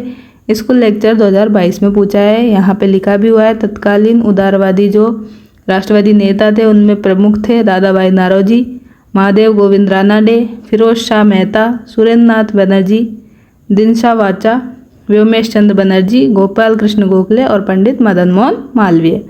तो ये बात आपको यहाँ पे याद रखनी है कि लाल बाल पाल के अलावा जो भी आपको दिखे तो आप क्या है उसमें थोड़ा सा रिस्क लेके उदारवादी लगा सकते हैं। अगर आप नाम भूल भी जाएं तो ये बात है, और याद रह जाए तो बहुत अच्छी बात है। नेक्स्ट क्वेश्चन है अखिल भारतीय ट्रेड यूनियन कांग्रेस एटक, क्या है ये, अखिल भारतीय ट्रेड यूनियन कांग्रेस, तो ये क्या हो गया, एटक हो गया। AITUC के प्रथम अध्यक्ष कौन थे, तो इसके प्रथम अध्यक्ष थे अपने कौन, तो इसके प्रथम अध्यक्ष थे लाला लाजपत राय। तो ये आपको याद रखना है, पूछा था स्कूल लेक्चर 2020 में। तो यहाँ लिखा है अखिल भारतीय ट्रेड यूनियन कांग्रेस एटक की स्थापना कब की, तो 31 अक्टूबर 1920 को, कहाँ पे, बम्बई में की गई। और इसके पहले अध्यक्ष किसको बनाया गया, लाला लाजपत राय को बनाया गया। तो अपने क्या है विपिन चंद्रपाल जो है उनके तो क्वेश्चन खत्म हो चुके हैं। अभी लास्ट क्वेश्चन जो किया हमने किसका किया, लाला लाजपत राय का। तो अब से हम क्या कर रहे हैं, लाल जी मतलब लाला लाजपत राय जी के क्या कर रहे हैं, यहाँ पे क्वेश्चन कर रहे हैं। तो पहला क्वेश्चन है मतलब दूसरा क्वेश्चन है इनसे संबंधित, निम्नांकित में से किसने यंग इंडिया में लिखा कि 1857 की क्रांति राजनीतिक या राष्ट्रीय दोनों थी। स्कूल लेक्चर 2020 में पूछा है, सेकंड ग्रेड 2022 में पूछा है। तो ये बोला है कि यंग इंडिया में ये बात बोली गई है क्या, तो किसने बोली है, तो ये बात बोली है लाला लाजपत राय ने। क्या बोली है इन्होंने, 1857 की क्रांति जो है क्या है, एक तो राजनीतिक है और राष्ट्रीय, ये दोनों ही है। ये बात इन्होंने कहाँ पे लिखी, तो इन्होंने ये बात लिख दी अपने जो पेपर था इनका यंग इंडिया। और ये कहाँ से पब्लिश होता था, तो ये पब्लिश होता था USA से, तो USA से ये पब्लिश होता था। तो ये बात यहाँ पे सही है। अब लाला लाजपत राय जो है इनके बारे में बेसिक चर्चा कर लेते हैं जो कि यहाँ पे लिखी हुई है। तो इन्हें क्या है, पंजाब का शेर और पंजाब केसरी जो टाइटल है ये मिला हुआ है। एक आपके आ जाए अगर शेर ए पंजाब, तो ये भी क्या है इन्हीं को उपाधि दी गई है। तो शेर ए पंजाब, पंजाब के शेर एक ही बात है, वो पंजाब केसरी मिली हुई है इनको उपाधि। और ये जो थे लाला लाजपत राय, इनका जन्म कहाँ पे हुआ, तो पंजाब प्रांत के लुधियाना ज़िले के कहाँ पे, मोंगा गांव में, सॉरी मोंगा ज़िले में इनका जन्म हुआ। कब, 1865 में। स्वामी दयानंद के संपर्क में आने से क्या है, लाला जी ने आर्य समाज के प्रबल समर्थक ये बन गए और इनमें जो है उग्र राष्ट्रवादिता की क्या हो गई, भावना जाग गई। क्या हो गया इनमें, आर्य समाज के संपर्क में आने से ही क्या है, ये बाद में उग्र राष्ट्रवादी भावना इनमें जाग गई। और 1888 में क्या हुआ, इलाहाबाद में इन्होंने कांग्रेस के सम्मेलन में क्या किया, पार्टिसिपेट किया। और लाला जी ने अपने राजनीतिक जीवन की क्या कर दी, फिर शुरुआत कर दी। मतलब जो इनका पॉलिटिकल लाइफ थी, इनकी पॉलिटिकल लाइफ कहाँ से शुरू हुई, तो इलाहाबाद में कांग्रेस का क्या हुआ था, सम्मेलन हुआ था, इसमें पार्टिसिपेट किया 1888 में और पॉलिटिकल लाइफ इनकी यहाँ से शुरू हो गई। फिर 1907 में क्या किया, इन्होंने सरदार अजीत सिंह जो थे इनके साथ कोलोनाइजल बिल के खिलाफ क्या कर दिया, एक बड़ा सारा आंदोलन कर दिया। क्या कर दिया इन्होंने, कोलोनाइजल जो बिल था इसके खिलाफ क्या कर दिया, बड़ा आंदोलन कर दिया। किसके साथ मिलके, तो सरदार थे अजीत सिंह, इनके साथ में मिलके। आंदोलन को कुचलने के लिए सरकार ने क्या है भाई कई प्रयास किए, उन्हें पकड़ कर क्या कर दिया, बर्मा की मांडले जेल में बंद कर दिया गया। क्या कर दिया गया, बर्मा की मांडले जेल में इनको बंद कर दिया गया। और 1914 में क्या हुआ, लाला जी इंग्लैंड गए थे और वहाँ से क्या हुआ, कुछ दिन के बाद वो यहाँ से USA चले गए थे, मतलब अमेरिका चले गए थे। और अमेरिका प्रवास के दौरान ही लाला जी ने अपनी जो 2 संस्थाएं थी, कौन कौन सी, इंडियन होम रूल और इंफॉर्मेशन ब्यूरो। कौन कौन सी, इंडियन होम रूल और इंफॉर्मेशन ब्यूरो मतलब सूचना। तो सूचना देने के लिए क्या है, ये इंफॉर्मेशन ब्यूरो की स्थापना की इन्होंने अमेरिका प्रवास के दौरान, जब ये अमेरिका में रह रहे थे। फिर क्या हुआ, इसके साथ ही इन्होंने यंग इंडिया जो है अपना समाचार पत्र यहाँ पे संपादित किया। लाला जी ने आर्य समाज और भारत में इंग्लैंड का ऋण और यंग इंडिया जो है 1916 में। इसके अलावा मेजिनी की जीवनी, दयानंद की जीवनी, शिवाजी की जीवनी, इन पुस्तकों की भी क्या की इन्होंने रचना की। इन्होंने पंजाबी वंदे मातरम और अंग्रेजी में क्या लिखा, द पीपुल का संपादन किया। तो आप ध्यान रखें कि अंग्रेजी में ओनली द पीपुल है, पंजाबी और वंदे मातरम की क्या है, लैंग्वेज जो है आपको बता दूं तो ये है उर्दू। तो उर्दू लैंग्वेज में ये है, वापस लिख देती हूँ अच्छे से, तो ये है उर्दू लैंग्वेज में कौन कौन से, पंजाबी और वंदे मातरम। और इनका जो, इनमें से जो पंजाबी है इसका आदर्श वाक्य बताती हूँ, तो ये है किसी भी मूल्य पर स्वावलंबन। तो किसी भी मूल्य पर स्वावलंबन इसका क्या है, द पंजाबी का आदर्श वाक्य है। तो ये बात यहाँ पे कंप्लीट हुई। और जो द पीपुल था जो इंग्लिश में आता था, ये क्या था, साप्ताहिक था, मतलब ये वीकली आता था। और पंजाबी और वंदे मातरम जो है ये क्या थे, डेली न्यूज़पेपर थे। तो ये बात यहाँ पे आपको याद रखनी है। तो डेली मतलब दैनिक और वीकली मतलब ये साप्ताहिक थे। तो ये बात यहाँ पे हो गई। और दयानंद सरस्वती से प्रेरित थे, ये बात ऊपर पढ़ ही चुके हैं। अब इनकी और भी जो पत्रिकाएं हैं एक बार बता देती हूँ, जितना याद हो उतना रखें, ज़्यादा परेशान नहीं हो। तो इनकी रचना आती है, एक तो महान अशोक, छत्रपति शिवाजी, यंग इंडिया पढ़ लिया, श्री कृष्ण और उनकी शिक्षाएं, unhappy India will to freedom, ये बिल्कुल याद रखनी है क्या, unhappy India will to freedom, Arya Samaj, England date to India, और एक याद रखनी है क्या, the story of my life. The story of my life क्या थी, इनकी ऑटोबायोग्राफ थी, इनकी आत्मकथा थी। लास्ट याद रखनी है एक, the political future of India. तो ये सब बात हो गई। अब इसके अलावा कुछ बातें और बताती हूँ आपको। तो जो 1882 में क्या हुआ था, 1882 में इन्होंने क्या किया, अपना जो फर्स्ट पब्लिक क्या दिया, भाषण दिया। फर्स्ट पब्लिक भाषण इन्होंने दिया। तो ये आपको याद रखना है, कब दिया, तो 1882 में दिया। और कहाँ पे दिया अगर पूछ ले ज़्यादा डीपली तो बता देना कि अपने को याद है अम्बाला में ये किया गया था। और यहाँ पे क्या है, इन्होंने समर्थन किसका किया था, तो हिंदी लैंग्वेज का यहाँ पे सपोर्ट किया था। तो ये सब क्या है आपको याद रखना है। अब चलते हैं नेक्स्ट क्वेश्चन पर, जो कि है कि इनमें से किसने एज ऑफ कंसेंट बिल 1891 का विरोध किया। तो अभी ऊपर पढ़ा है किसने किया एज ऑफ कंसेंट बिल का, यहाँ पे दिखाती हूँ आपको। यहाँ देखें,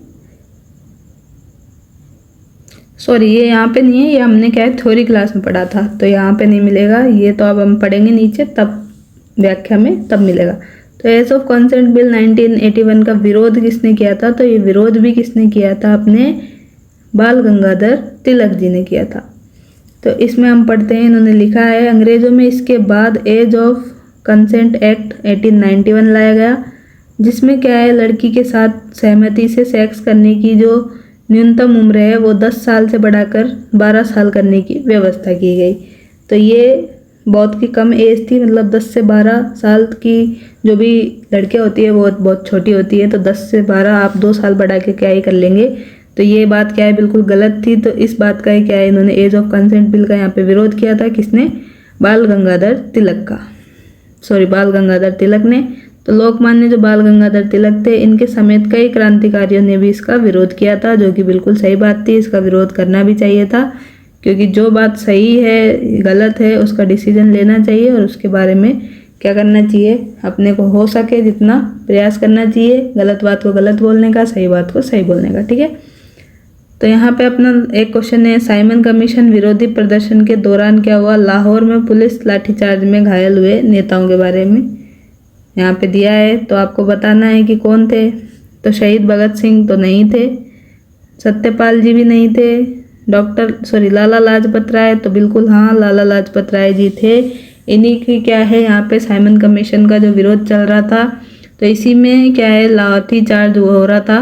तो लाठी चार्ज में क्या है ये घायल हो गए, और घायल कब हुए, तो घायल हुए ये 30 अक्टूबर को 1928 में, लेकिन इनकी डेथ लगभग 1 महीने बाद में 17 नवंबर को हुई 1928 में। तो ये बात है, ये तो मृत्यु हुई थी और यहाँ पे ये 30 अक्टूबर को घायल हुए थे लाठी चार्ज के कारण। तो ये बात याद रखनी थी। अब बात करते हैं इनके बारे में थोड़ी सी। तो बेसिक तो हम पढ़ ही चुके हैं कि इनका जन्म कहाँ पे हुआ था। पंजाब के मोगा ज़िले में हुआ था, लुधियाना में। और जो है इनको उपाधि कौन कौन सी मिली है? पंजाब केसरी, शेर पंजाब, त्रिकुट के सदस्य थे, दयानंद सरस्वती जी से प्रेरित थे। और जो डेली इनका न्यूज़पेपर आता था द पंजाबी था, और वंदे मातरम था। लैंग्वेज क्या थी? उर्दू थी। द पीपुल जो था साप्ताहिक था, मतलब वीकली न्यूज़पेपर था जो कि इंग्लिश लैंग्वेज में था। पत्रिकाएं आपको बता चुकी हूँ। 1882 में पहला सार्वजनिक भाषण अम्बाला में दिया, जिसमें इन्होंने क्या है, हिंदी का सपोर्ट किया। साइमन कमीशन के बारे में अब यहाँ पे हम थोड़ा सा पढ़ेंगे। तो साइमन कमीशन जो है वो 1927 में गठित हुआ, और फिर ये 3 फरवरी 1928 को क्या है, बम्बई में मतलब पहली बार भारत आया था। तो इसका स्वागत यहाँ पे क्या है, काले झंडों से किया गया, क्योंकि इस कमीशन में क्या है, जो भी जितने भी लोग थे वो सारे क्या थे, गोरे थे, मतलब अंग्रेज थे। अपने इंडियंस को किसी को भी नहीं लिया गया था। तो इसीलिए क्या है, इसका स्वागत काले झंडों को लेकर के और साइमन गो बैक के नारे से किया गया। तो ये बात क्या है, आपको याद रखनी थी। और इसके अलावा जो भी बात है वो हम यहाँ पे देख लेते हैं। तो इसका ही विरोध चल रहा था। तो दिसंबर 1927 में क्या हुआ, डॉक्टर अंसारी की अध्यक्षता में ये कांग्रेस के मद्रास अधिवेशन में इसका विरोध हुआ पहले। तो फिर जब ये 1928 को बम्बई पहुंचा, उसके बाद में ये चलता रहा। तो फिर लाहौर में भी इसका विरोध चल रहा था। तो लाहौर में जब विरोध चल रहा था, तो लाहौर में विरोध के टाइम पे क्या हुआ, जो लाला लाजपत राय थे, जिनको हम शेर पंजाब, पंजाब की हिस्ट्री कहते हैं, इनकी क्या है, लाठी चार्ज में घायल होने से मृत्यु हो गई। तो घायल तो ये कब हुए थे, 30 अक्टूबर 28 को। मृत्यु हो गई 17 नवंबर 1928 को। तो यहाँ पे दोनों डेट देके आपको क्या है, थोड़ा सा फंसा सकता है एग्जामिनर, तो अच्छी तरह से याद रखें। तो जो लाला लाजपत राय घायल थे, उस टाइम पे इन्होंने बोल दिया था कि मेरे शरीर पे जो किया गया एक एक लाठी का प्रहार है, वो क्या है, ब्रिटिश राज्य के ताबूत में क्या होगा, एक एक कील की तरह साबित होगा। तो ये बात इन्होंने पहले ही बोल दी थी। और जो सर शिव स्वामी अय्यर थे, उन्होंने क्या है, इसको रद्दी की टोकरी में फेंकने लायक बताया, किसको, साइमन कमीशन की रिपोर्ट को। तो ये बात हो गई। और फिर चलिए अब आगे चलते हैं, जो भी इन्होंने दिया है वो देखते हैं। तो 1920 में क्या हुआ, कांग्रेस के कलकत्ता अधिवेशन में लाला लाजपत राय को अध्यक्ष बनाया गया। 1923 में स्वराज दल की स्थापना में क्या है, उन्होंने CR दास और मोतीलाल नेहरू का क्या किया, सहयोग किया। 1925 में वे केंद्रीय विधानसभा में स्वराज दल के उपनेता निर्वाचित हुए। 17 नवंबर 1928 को साइमन कमीशन का विरोध करते हुए लाठीचार्ज में इनकी गहरी चोट के कारण मृत्यु हो गई। तो यही लिखा है इन्होंने, 17 नवंबर 1928 को लाठी चार्ज में गहरी चोट के कारण क्या हो गई, इनकी मृत्यु हो गई। अब घायल कब हुए थे, तो उसकी डेट यहाँ पे नहीं लिखी, जो कि आप यहाँ से देख सकते हैं, 30 अक्टूबर 1928। तो फिर गांधी जी ने उनकी मृत्यु पर क्या कहा, तो गांधी जी ने इनकी जो मृत्यु हुई उस टाइम पे बोला कि जो भारत का सौर मंडल है, इससे क्या है, एक सितारा डूब गया है। तो ये बहुत ही अच्छी बात इन्होंने कही, क्योंकि भारत का जो सौर मंडल है, इतना बड़ा सौर मंडल है, आप सभी जानते हैं, उससे एक सितारा डूब गया है। तो बहुत ही शोकपूर्ण ये बात थी। तो ये किसने कही, तो ये गांधी जी ने कही। अब आगे देखते हैं, 1928 में क्या है, Indian trade union Congress AITUC के प्रथम अध्यक्ष भी लाला जी, मतलब लाला लाजपत राय जी को ही बनाया गया। और इन्होंने ये प्रयत्न किया कि भारतीय मजदूर संगठन जो है, ये अंतर्राष्ट्रीय मजदूर संघ के रूप में क्या है, क्या कर दिया जाए, ऐड कर दिया जाए। और 1921 में लाला जी ने लोक सेवक मंडल की स्थापना की। उन्होंने 1923 में स्वतंत्र कांग्रेस दल का क्या किया, गठन किया। 1925 में उन्हें हिंदू महासभा के कलकत्ता अधिवेशन का क्या बनाया गया, तो अध्यक्ष बनाया गया। लाला जी ने अपनी मृत्यु से पूर्व कहा था, जो कि मैंने बताया कि ये जब घायल थे तब इन्होंने अपनी मृत्यु से पूर्व क्या कहा था, कि मेरे शरीर पर किया गया लाठी का एक एक प्रहार ब्रिटिश सरकार के ताबूत की आखिरी कील बनकर रहेगा। तो ये बात यहाँ पे हो गई।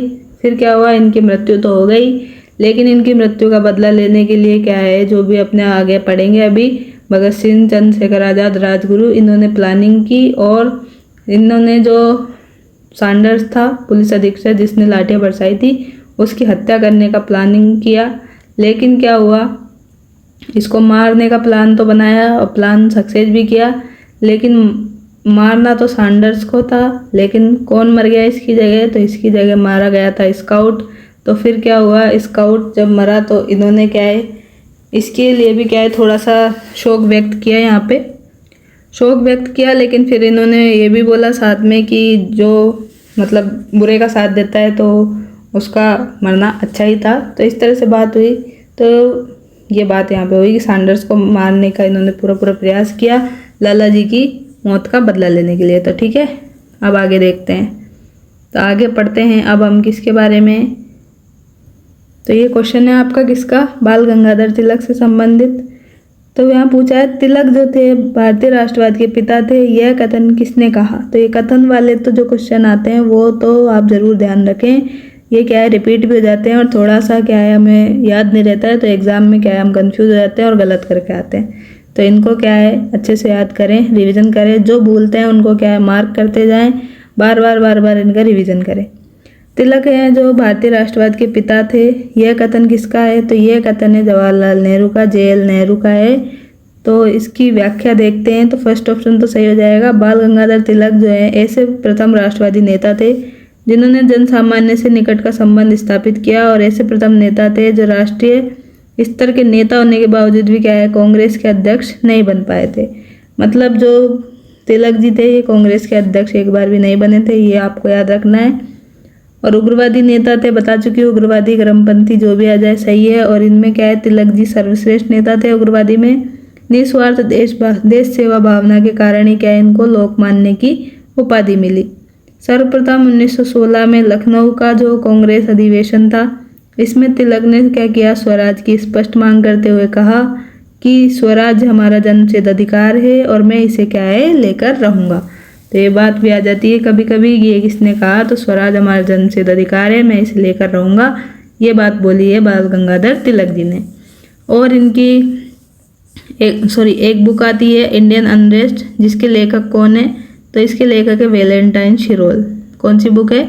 इंडियन अनरेस्ट, इसके लेखक है वैलेंटाइन शिरोल। तो इन्होंने क्या है जो अपनी पुस्तक है उसमें अपने जो तिलक जी है बाल गंगाधर जी, इनको बोला है क्या, भारतीय असंतोष की अभिव्यक्ति का जनक। क्या बोल दिया इनको? भारतीय असंतोष की अभिव्यक्ति का जनक बोल दिया।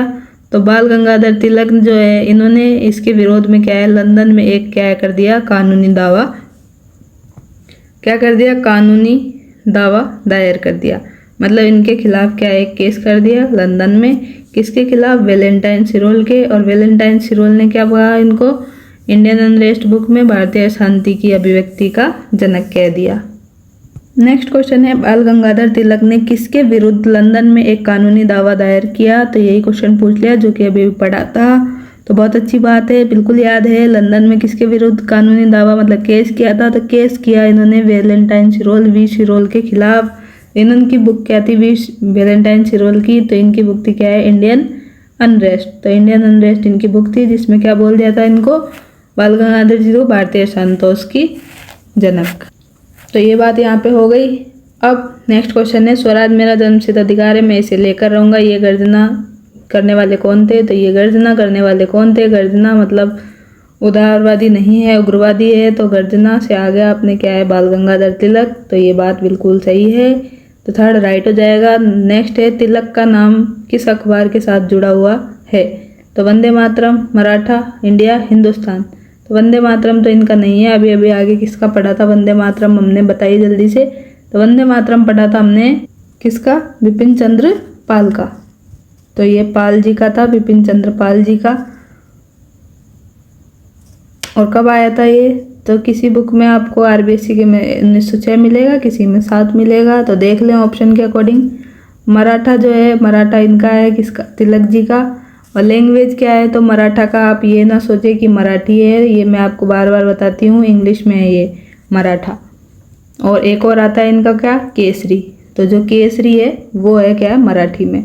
तो उल्टा याद कर लें कि जो मराठा आएगा तो वहाँ तो मराठी नहीं आएगा, लेकिन इसके अलावा कुछ भी आए तो केसरी, तो केसर आ जाए तो मेरठ जाना है, ऐसे याद रख लें। जैसे भी आपको याद रहे वैसे याद रखें। इंडिया जो है वो भी इनका नहीं था तिलक जी का, और हिंदुस्तान भी इनका नहीं था। तो ये बात यहाँ पे गलत है। अब इसकी व्याख्या देखते हैं। तो तिलक जी जो हैं इन्होंने जो अपने मित्र थे चिपलूणकर और आगरकर, इनकी जो हेल्प थी, इनके साथ में मिलके क्या है 1881 में द मराठा और केसरी नामक जो साप्ताहिक मतलब वीकली पत्र था, अखबार था, इसका संपादन किया। बाल गंगाधर तिलक द्वारा मराठी भाषा में केसरी और अंग्रेजी में क्या है मराठा। ये आपको बताया अभी अभी ऊपर कि केसरी केसर मेरठ में अच्छा मिलता है, ऐसे याद रख लें। तो केसरी मराठी, ठीक है, और अंग्रेजी में कौन सा हो गया मराठी हो गया, मराठा हो गया, क्योंकि मराठी तो यहाँ आएगा नहीं, कंफ्यूज करने के लिए वो मराठी जरूर देगा ऑप्शन में, और आप हड़बड़ाहट में क्या कर देंगे मराठी टिक करके आएंगे। अगर आपने ये क्लासेज नहीं देखी है और इस पर ध्यान नहीं दिया गया है, अगर आपने इस बात को स्किप कर दी तो आप जरूर मराठा का क्या करके आएंगे मराठी, तो गलत हो जाएगा। ये दैनिक समाचार पत्र भी इन्होंने क्या है बाद में शुरू कर दिया। और लोगों में राष्ट्रवाद की भावना को जगाने के लिए तिलक ने क्या किया 1893 में गणपति उत्सव और 1895 में क्या किया शिवाजी उत्सव की शुरुआत कर दी। तो 93 में तो क्या किया गणपति उत्सव की, और 95 में मतलब 2 साल बाद में शिवाजी उत्सव इन्होंने क्या कर दिया शुरू कर दिया। अब शिवाजी उत्सव आ जाए, मेला आ जाए, गणपति उत्सव, गणपति जो भी आ जाए वो देख लेना आप, ठीक है। 1897 ईस्वी में क्या है इन्होंने प्लेग चल रहा था उस टाइम पे 1897 के समय, तो उस टाइम पे प्लेग के समय अंग्रेज जो अधिकारी थे इनके भारतीयों के घर में ज़बरदस्ती घुसने और उनके साथ दुर्व्यवहार मिसबिहेवियर करने के क्या है खिलाफ इन्होंने जो अपना समाचार पत्र था उसमें छाप दिया। तो उसमें एक लेख छाप दिया था अपने न्यूज़पेपर में, किसके खिलाफ अंग्रेज अधिकारियों के खिलाफ। तो फिर क्या हुआ 27 जून 1897 को 2 प्लेग अधिकारी आए, कौन कौन से रेंड और लेफ्टिनेंट एस्टर, उनकी क्या कर दी इन्होंने हत्या कर दी। तो किसने की हत्या तो दामोदर ने कर दी एक तो, और थे दूसरे बालकृष्ण चापेकर भाई, तो इन दोनों ने मिलकर क्या है इनकी हत्या कर दी। फिर क्या हुआ नवयुवकों को भड़काने का जो आरोप था वो लगाकर तिलक को क्या कर दिया गया गिरफ्तार कर लिया गया, और सरकार विरोधी गतिविधियों का भी आरोप लगा दिया इनके खिलाफ। तो क्या आरोप लगा दिए, एक तो क्या है नवयुवकों को यूथ को क्या कर रहे हैं ये भड़का रहे हैं कौन तिलक जी, और दूसरा क्या काम कर रहे हैं सरकार की विरोधी एक्टिविटीज़ कर रहे हैं, इसलिए दोनों आरोप लगा के क्या है इनको राजद्रोह के अपराध के लिए क्या कर दिया 18 माह की इनको कारावास दे दिया, जेल की सज़ा सुना दी गई। और 1908 में क्या है बाल गंगाधर तिलक ने केसरी जो भी इनका समाचार पत्र था, केसरी की लैंग्वेज क्या थी अभी बताइए आपको, केसर मेरठ में अच्छा है तो मेरठ से मराठी, तो ऐसे याद रखना है। केसरी में प्रकाशित जो लेख थे इनके आधार पर राजद्रोह का मुकदमा चलाकर बाद में इनको 6 वर्ष के कारावास की सज़ा देकर कहाँ भेज दिया मांडले जेल में भेज दिया, जो कि कहाँ पे बर्मा में भेज दिया। तिलक को हुई इस सज़ा के विरोध में क्या हुआ बम्बई का जो कपड़ा मिल था उसके मजदूरों ने अपने देश में क्या है पहली राजनीतिक हड़ताल कर दी, किसके विरोध में लाला जो तिलक जी थे इनको सज़ा दे दी 6 साल की, इसके विरोध में। तो मांडले जेल से क्या है इन्होंने एक बुक लिखी जो कि है Arctic home of the Vedas, और दूसरी है गीता रहस्य। तो 2 बुक्स इन्होंने यहाँ से लिखी, किससे मांडले जेल से, कौन सी Arctic home of the Vedas और गीता रहस्य। तो ये 2 बुक इन्होंने यहाँ से लिख दी। इसके अलावा इनकी बुक आती है tenets of the new party, और एक आती है कौन सी गीता रहस्य देख ली, आर्कटिक होम टू वेदास भी लिखी है, और आर्कटिक होम टू एक लिखी है आर्याज, तो ये भी याद रखनी है। तो ये सब बात हो गई इनकी। और इन्होंने 2 सोसाइटी एस्टेब्लिश की, तो सोसाइटी भी मैं लिख देती हूँ आपके लिए यहाँ पे। तो एस्टेब्लिश कौन कौन सी की, एक तो की इन्होंने दक्कन एजुकेशन सोसाइटी, तो दक्कन एजुकेशन सोसाइटी इन्होंने एस्टेब्लिश की। दूसरी इन्होंने की कौन सी फर्ग्यूसन, कौन सी कर दी फर्ग्यूसन कॉलेज, तो फर्ग्यूसन कॉलेज की, और दक्कन एजुकेशन सोसाइटी की स्थापना क्या है इन्होंने कर दी थी। तो ये बात क्या है आपको ध्यान में रखनी है, बाकी तो सब हमने लगभग पढ़ ही लिया है। और एक बात और बता देती हूँ कि जो तिलक जी थे इन्होंने क्या है तिलक जी की मृत्यु पे क्या है गांधी जी ने क्या कहा, तो गांधी जी ने क्या कहा, तो गांधी जी ने तिलक की मृत्यु पे क्या कहा ये बात आपको बताती हूँ। तो ये बात क्या कही इन्होंने कि मेरा जो सबसे मजबूत बचाव था, क्या है बोला इन्होंने, मेरा सबसे मजबूत बचाव चला गया, मेरा सबसे मजबूत बचाव चला गया। ये बात किसने बोली? तो ये बात बोली थी आपके गांधी जी ने। किसकी मृत्यु पर? तो तिलक जी की मृत्यु पर। और इनकी जो अंतिम यात्रा थी उसमें लगभग कितने लोग थे? तो आपको बता दूं, ये थे लगभग 5 लाख लोग। तो 5 लाख लोग बहुत ज़्यादा होते हैं, तो 5 लाख लोग थे इनकी अंतिम यात्रा में शामिल। और जो तिलक जी थे, इन्हीं को क्या है, भारत का प्रथम राजनीतिक कैदी भी कहा जाता है। तो यहाँ पे क्या है, लगभग हमने सारे फैक्ट कंप्लीट करने की कोशिश की है एक क्वेश्चन के साथ में। तो बाकी जो फैक्ट देखते हैं, लोकमान्य तिलक के बारे में अधोलिखित कथनों में से सही बताना है। तो देखते हैं ऑप्शंस। तो यहाँ पे आपको दिया है 1897 में पहली बार राजद्रोह के आरोप में दोष सिद्ध हुए। तो ये बात क्या बिल्कुल यहाँ पे सही है? तो ये बात यहाँ पे सही है।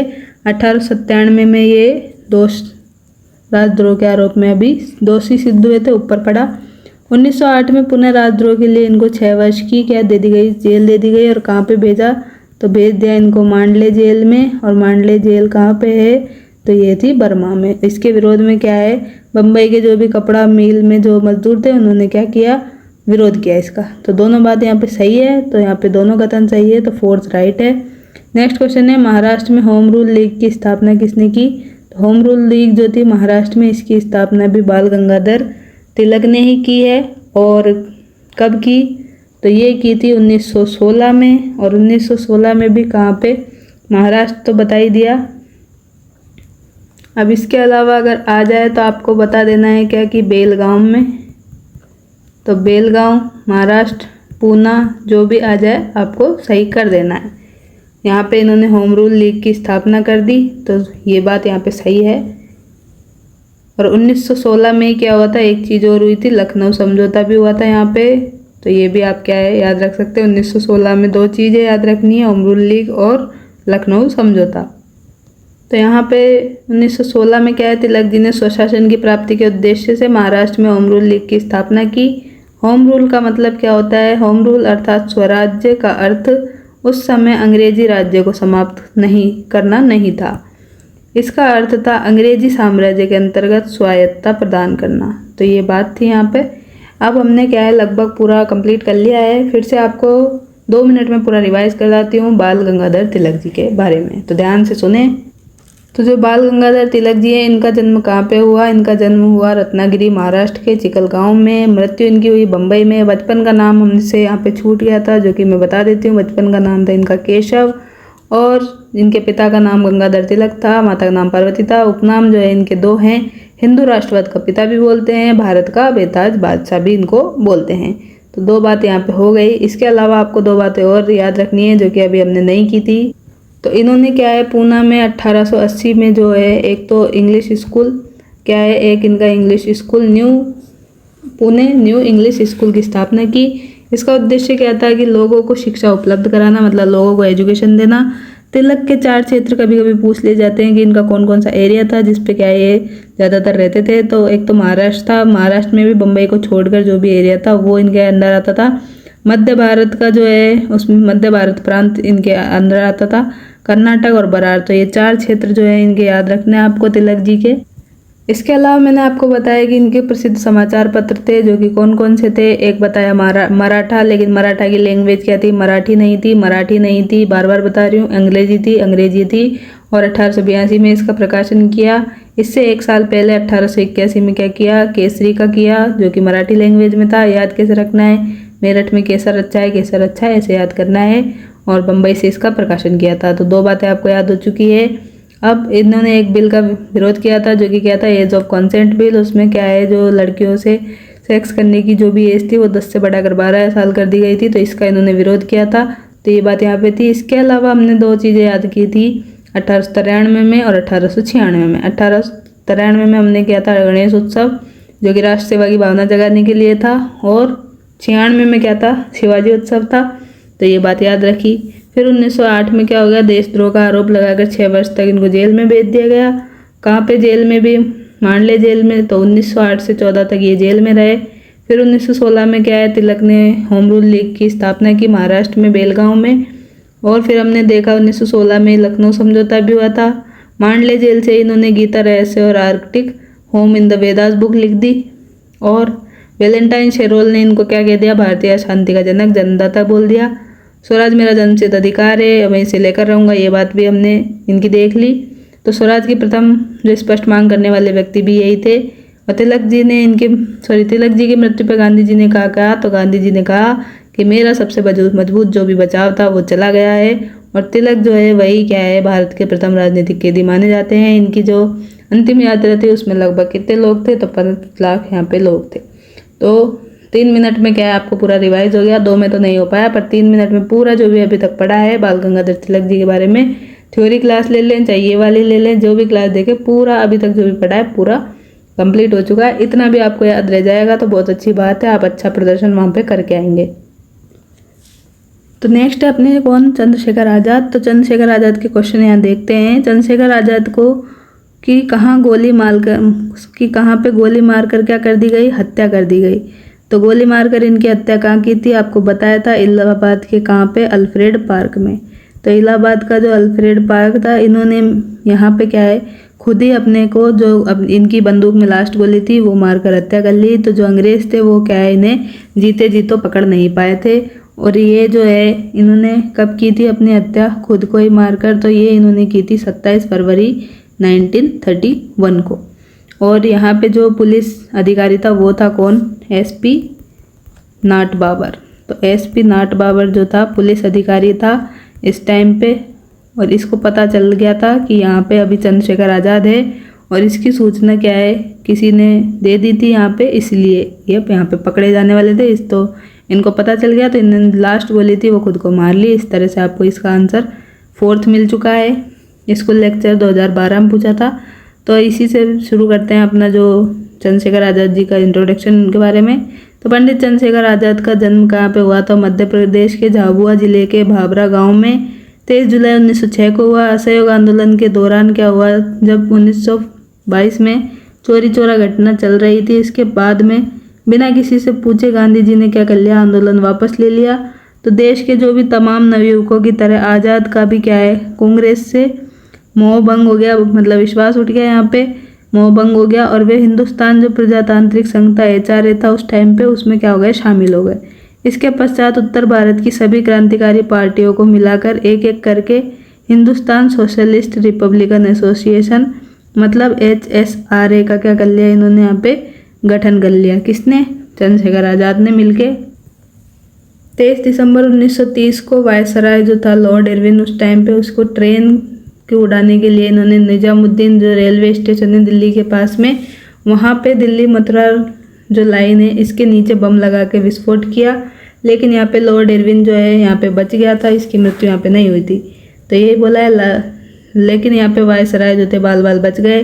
27 फरवरी 1931 को SP नाट बाबर के नेतृत्व में क्या हुआ, इलाहाबाद के अल्फ्रेड पार्क में क्या हुआ, गोलाबारी में आज़ाद को वीर गति प्राप्त हुई।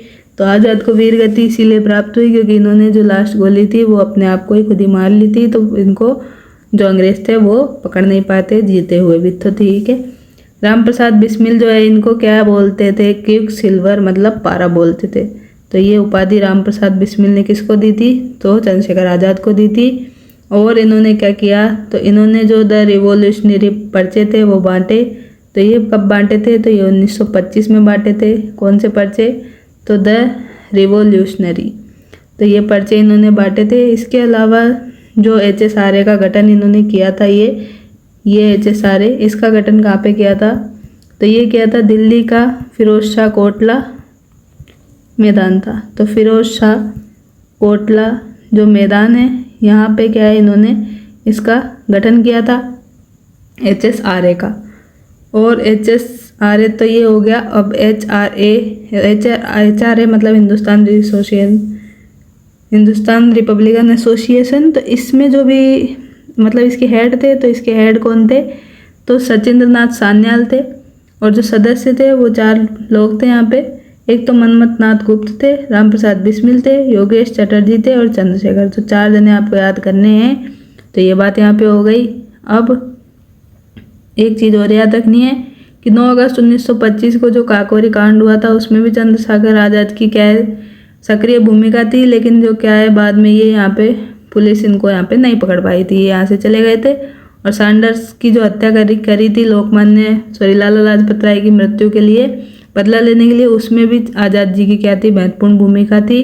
तो ये सब बात क्या है आपको याद रखनी है। अब चलते हैं आगे नेक्स्ट क्वेश्चन पर। तो नेक्स्ट क्वेश्चन है इनसे संबंधित, राम प्रसाद बिस्मिल किसको क्विक सिल्वर पारा कहकर पुकारते थे? तो ये पुकारते थे चंद्रशेखर आज़ाद को। तो 2 ही क्वेश्चन आए थे अभी तक, तो इनके आगे जो भी आएंगे आपको जितना बताया उसमें से आपके करेक्ट हो जाएंगे। बस यही है कि आप रिवीजन करते रहें बार बार और परेशान ना हो। जो भी अभी आपको पढ़ाया जा रहा है, चाहे आप यहाँ से पढ़ रहे हैं कहीं और से पढ़ रहे हैं, तो उसको पूरा क्या है भरोसा करके पढ़ें। आपको कोई भी अगर पढ़ाता है यूट्यूब पे आकर के या फिर सामने से, तो वो अपनी क्या है पूरा 100% देने की कोशिश करता है। फिर भी कुछ किसी से गलती हो जाए तो ये नहीं कि इसने ये गलत वो गलत बता दिया, इसको पढ़ाना नहीं आता। सबको अप्रिशिएट करना चाहिए, सब अपनी तरह से एफर्ट लगाते हैं। हाँ, किसी की कोई गलती है तो आप उसको बता के करेक्ट करवा सकते हैं, इतना आप सहयोग कर सकते हैं। तो आप भी पढ़ रहे हैं, कोई आपको पढ़ाने के लिए भी पढ़ रहा है, आपसे ज़्यादा मेहनत कर रहा है, तो उसको अप्रिशिएट तो आप कर सकते हैं, एक कमेंट उसके लिए लिख सकते हैं। अगर आप इतना भी नहीं कर सकते तो फिर तो क्या ही बोला जाए, वो आपकी मर्ज़ी है। हम तो आपके लिए मेहनत करते रहेंगे, रात में चाहे कितने भी बज जाए आपके लिए वीडियो बनाते हैं, कंटेंट तैयार करते हैं, ढूंढते हैं। पर ठीक है, जो भी है आपका प्यार जो भी मिल रहा है, जितने लोग सपोर्ट दे रहे हैं उसके सहारे ये सब काम चल रहा है। आगे भी आप ऐसे ही सपोर्ट देते रहेंगे। जो दे रहे हैं वो तो, जो नहीं दे रहे हैं शायद वो सिलेक्शन होने के बाद देंगे। तो ठीक है, जैसा भी आपकी इच्छा है वैसा आप कर सकते हैं, आपके लिए जो उचित लगे आपको। तो राम प्रसाद बिस्मिल जो है किसको क्विक सिल्वर कह के पुकारते थे? अभी अभी देखा था, तो चंद्रशेखर आज़ाद को। तो ये सही है। तो इनके PYQ हो गए। अब अपने बचे भगत सिंह और सुखदेव जी, तो इनके भी देखते हैं। क्लास को ज़्यादा लंबी नहीं करेंगे क्योंकि एक बच्चे ने बोला था कि मैम क्लास थोड़ी छोटी रखा कीजिए, तो छोटी रखने की कोशिश करते हैं। पर क्या है, क्लास 1 घंटे से अगर 1.5 घंटे के बीच की नहीं रखेंगे तो अपना सिलेबस जो है टाइम पे कंप्लीट नहीं हो पाएगा और आपका टाइमली क्या है रिवीजन भी नहीं हो पाएगा।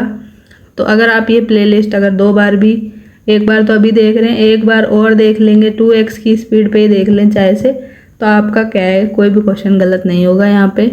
और अगर आप खुद से पढ़ेंगे, रिवीजन करेंगे, तो वो तो और अच्छी बात है, अगर आपको वीडियो दोबारा देखने की ज़रूरत नहीं पड़ेगी। तो भगत सिंह और सुखदेव जी के क्वेश्चन करते हैं।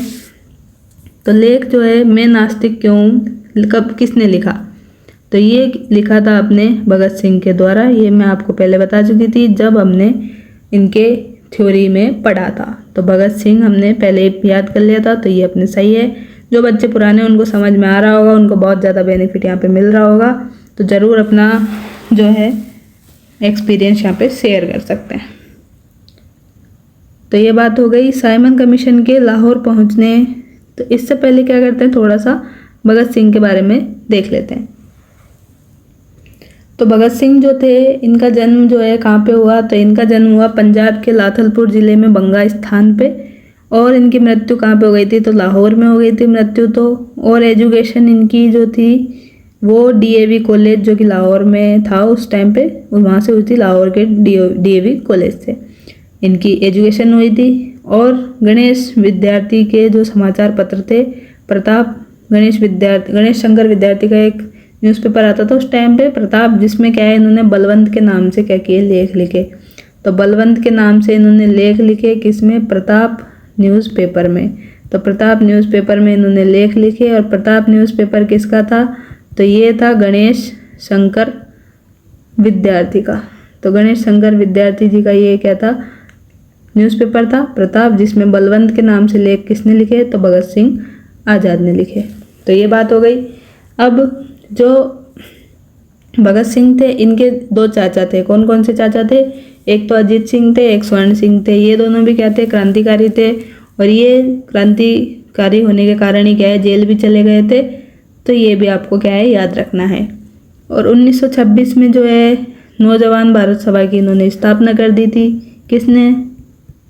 भगत सिंह जी ने। किसकी स्थापना की थी? नौजवान भारत सभा की स्थापना कर दी। कब? 1928 में, सॉरी 1926 में। तो ये आपको याद रखना है। और फिर क्या हुआ? 1926 में क्रांतिकारियों से संपर्क करने के कारण ये स्थापित की गई थी।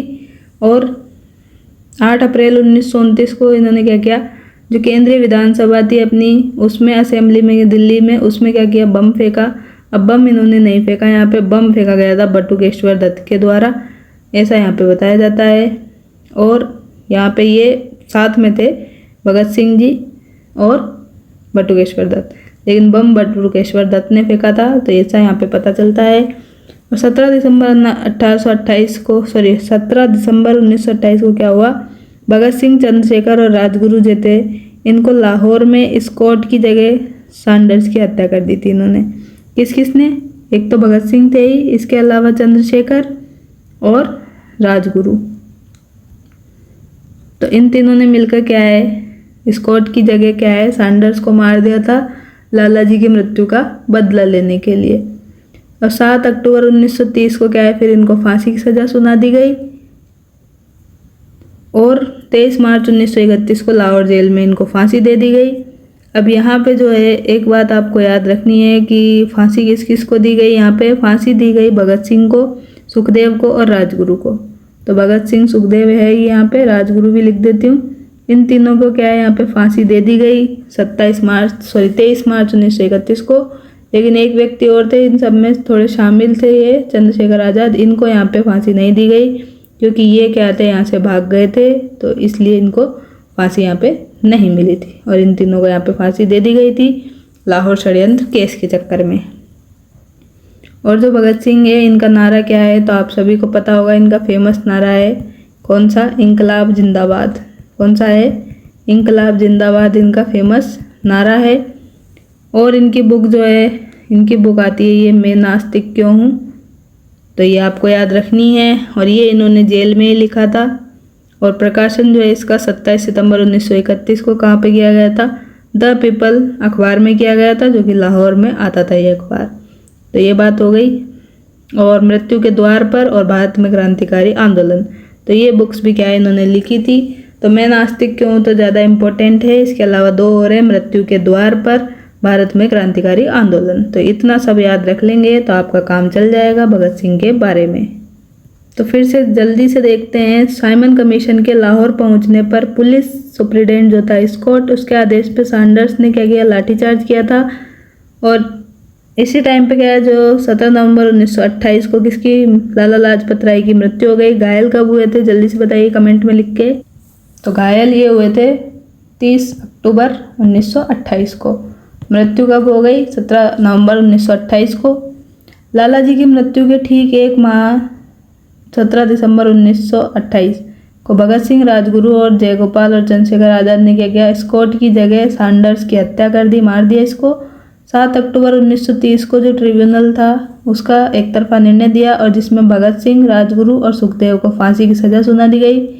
और इन्हें जो है 23 मार्च 1931 को शाम 7:33 पर इनको लाहौर जेल में फांसी दे दी गई। जेल में रहते हुए इनका जो लेख था वो था मैं नास्तिक क्यों हूँ का प्रकाशन 27 सितंबर 1931 को लाहौर का अखबार था कौन सा, द पीपल, इसमें प्रकाशित हुआ।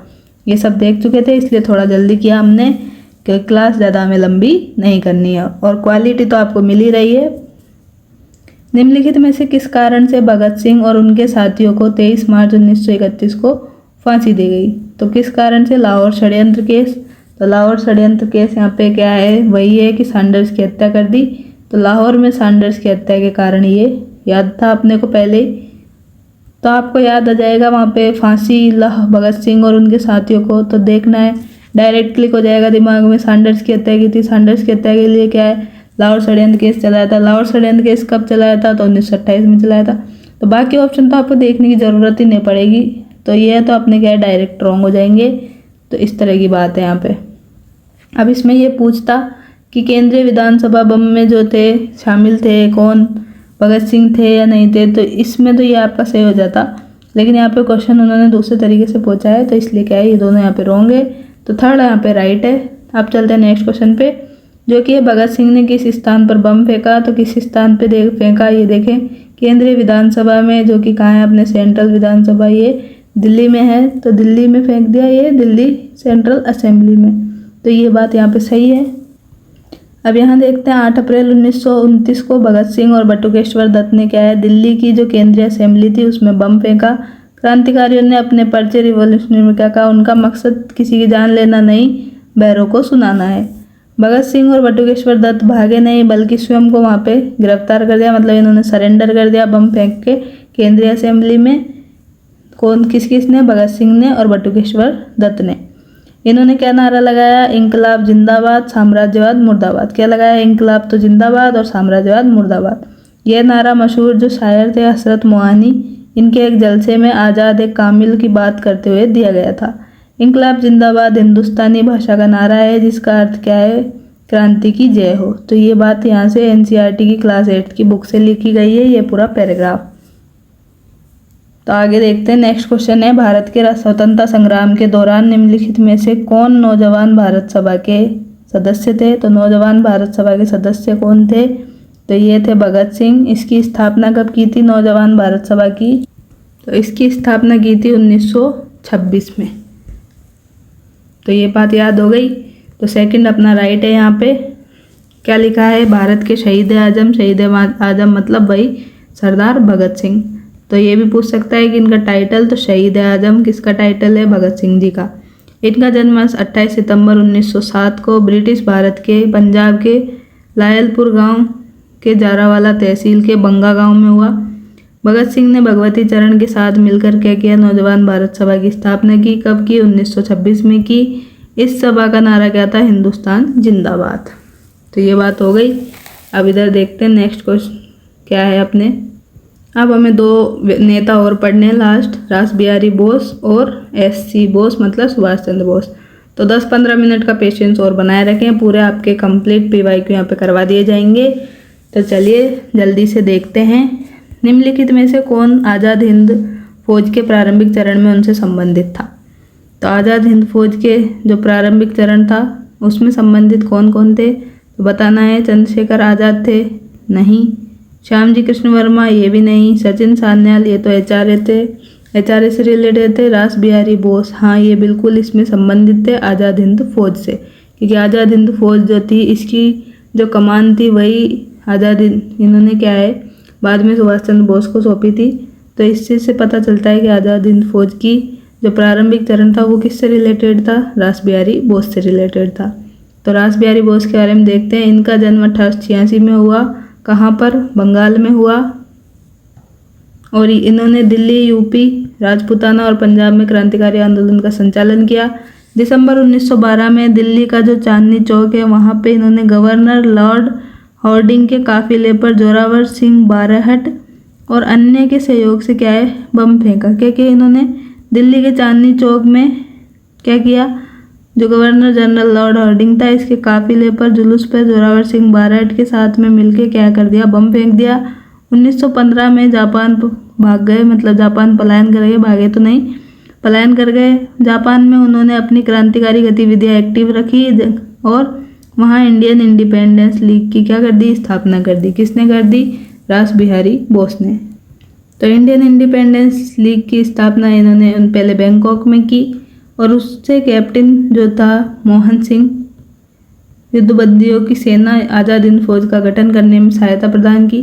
सन 1943 में क्या किया, सिंगापुर में इन्होंने इंडियन इंडिपेंडेंस लीग की कमान किसको सौंप दी, भारतीय नेता जो थे सुभाष चंद्र बोस, इनको सौंप दी।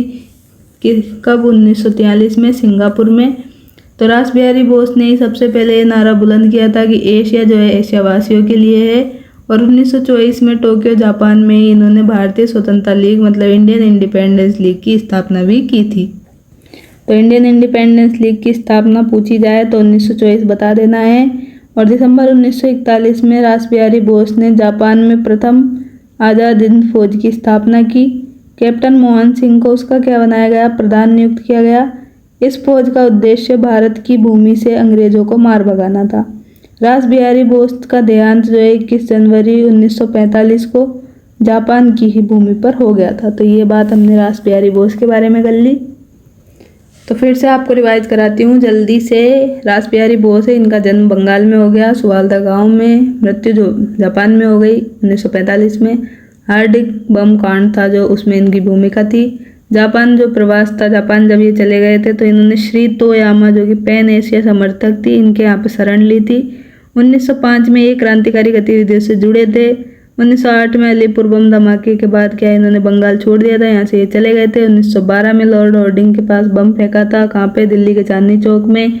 और बम फेंका किसने था, तो बम फेंका था बसंत कुमार विश्वास ने, ना कि रासबिहारी बोस ने। फिर 1912 हो गया। 1913 में लिबर्टी नामक इनका एक पर्चा आया था। कौन सा पर्चा आया था, लिबर्टी। तो लिबर्टी पर्चा आया था इनका कब, 1913 में। फिर 1916 में क्या हुआ, जापान चले गए थे तो जापान की क्या ले ली थी, सिटीजनशिप ले ली थी। फिर यहाँ पे क्या हुआ, 16 के बाद 18 में शादी कर ली। शादी किससे की, जापानी महिला से। तो जापानी महिला से शादी कर ली। 1941 में क्या हुआ, आज़ाद हिंद फौज एस्टेब्लिश की गई थी जापान में। उसका कैप्टन किसको बनाया था, मोहन सिंह को बनाया गया था। लेकिन फिर क्या हुआ, बाद में इसको चेंज करके क्या है, 1942 में इंडियन इंडिपेंडेंस लीग की स्थापना टोक्यो जापान में कर दी गई। और जो है फिर बाद में लास्ट में क्या हो गया, 1945 में जापान में इनका निधन हो गया, रासबिहारी बोस का। और इनका एक नारा था जो कि क्या था, एशिया जो है एशियावासियों के लिए है। तो ये बात यहाँ पे हमें क्या है, याद रखनी है। अब लास्ट जो है सुभाष चंद्र बोस, इनके बारे में देखते हैं। तो सुभाष चंद्र बोस के बारे में आपको बताना है सत्य कथन। तो पढ़ते हैं एक एक करके। तो यहाँ पे पहला दिया है, CR दास ने उन्हें नेशनल कॉलेज का प्राचार्य नियुक्त किया। तो जो CR दास थे इनके राजनीतिक गुरु थे, किसके, सुभाष चंद्र बोस के क्या थे, ये राजनीतिक गुरु थे। इन्होंने इन्हें नेशनल कॉलेज जो था इसका प्राचार्य प्रिंसिपल नियुक्त किया था। तो ये बात सही है बिल्कुल। तो पहला सही हो जाएगा। सुभाष ने कलकत्ता नगर निगम के मुख्य कार्यकारी अधिकारी के रूप में भी कार्य किया। तो ये बात भी सही है कि सुभाष जी को जो है इनके ये गुरु थे CR दास जी, ये भी पहले कलकत्ता नगर निगम में ही थे। तो इन्होंने ही क्या है, इनको यहाँ पे मुख्य कार्यकारी अधिकारी बना दिया, सुभाष चंद्र बोस को। तो ये भी सही है। कालांतर में ये कलकत्ता नगर निगम के महापौर चुने गए। तो ये भी क्या है, बिल्कुल सही है। तो ये बात भी सही है। 1939 में उन्होंने कांग्रेस में फॉरवर्ड ब्लॉक का गठन किया। ये भी सही है। तो चारों ही सही है। तो फोर्थ ऑप्शन अपना राइट है। यहाँ पे स्कूल लेक्चर 2020 में पूछा था। तो देखिए यहाँ क्या लिखा है, नेताजी के नाम से प्रसिद्ध कौन थे, सुभाष चंद्र बोस थे। इनका जन्म कहाँ हुआ, 1897 में कटक उड़ीसा के एक बंगाली फैमिली में हुआ। चित्तरंजन दास जो थे इनके क्या थे, पॉलिटिकल गुरु थे, राजनीतिक गुरु थे। 1923 में CR दास के द्वारा क्या है, एक दल गठित किया, स्वराज दल।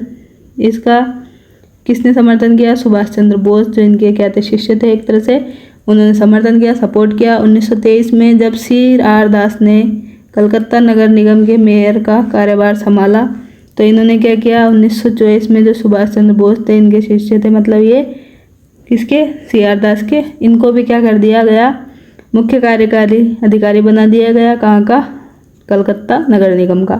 तो ये बात यहाँ पे सही हो गई। 1930 में क्या है, कलकत्ता नगर निगम के मेयर बना दिया। पहले तो कार्यकारी अधिकारी बना दिया, फिर मेयर भी बना दिया 6 साल बाद में 30 में। फिर फरवरी 1938 के हरिपुरा गुजरात अधिवेशन में गांधी जी के विरोध के कारण क्या हो गया, अखिल भारतीय राष्ट्रीय जो कांग्रेस थी उसके अध्यक्ष पद से क्या है, इन्होंने इस्तीफा दे दिया, त्यागपत्र दे दिया। और त्यागपत्र दे करके क्या है, 1 मई 1939 को फॉरवर्ड ब्लॉक की क्या कर दी, स्थापना कर दी। किसने, हम पढ़ रहे हैं लास्ट SC बोस के बारे में। नेक्स्ट क्वेश्चन है, 1943 में सुभाष चंद्र बोस द्वारा निर्मित स्वतंत्र भारत की अस्थायी सरकार को निम्नांकित में से किस देशों ने मान्यता दी। तो मान्यता दे दी, जापान ने भी दे दी थी, आयरलैंड ने भी दे दी थी, कोरिया ने भी और इटली ने भी। तो सब ने यहाँ पे क्या है, मान्यता दे दी थी स्वतंत्र भारत को बनाने के लिए अस्थायी सरकार। तो यहाँ पे हम सारे नामों की एक बार चर्चा कर लेते हैं। तो वैसे अपने ऑप्शन तो कौन सा राइट हो जाएगा, यहाँ पे 1 2 3 4 सारे वाला, तो थर्ड राइट है। अब देखते हैं आगे। तो 21 अक्टूबर 1943 को सिंगापुर में स्थित कैथी हॉल में क्या हुआ, बोस ने स्वतंत्र भारत की अस्थायी सरकार की स्थापना की। इसका जो हेडक्वार्टर है, मुख्यालय कहाँ बनाया गया, रंगून में। नेताजी ने स्वयं ही इस सरकार के मुखिया भी, प्रधानमंत्री भी और मुख्य सेनापति के रूप में कार्य किया। अपने पद की शपथ ली। मैं ईश्वर की पवित्र सौगंध खाकर कहता हूँ कि मैं भारत और उसके 38 करोड़ जो स्वतंत्रता के लिए देशवासी है, इनकी अंतिम सांस तक युद्ध करता रहूँगा इनके लिए।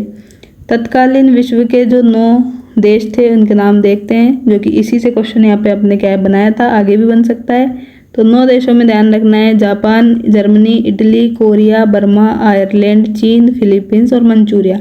इन देशों ने क्या है, 9 देशों ने मिलकर अस्थायी सरकार को मान्यता दे दी। यहाँ पे 6 नवंबर 1943 को सुभाष चंद्र बोस ने अंडमान द्वीप का नाम बदलकर शहीद कर दिया, निकोबार का स्वराज कर लिया।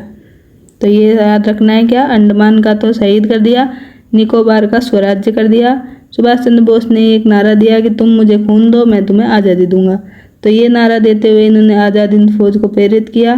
4 फरवरी 1944 को क्या हुआ, आज़ाद हिंद फौज अरकान मोर्चे पर पहुंच गई और दिल्ली चलो और जय हिंद का आह्वान करते हुए मातृभूमि जो थी उसकी तरफ प्रस्थान किया।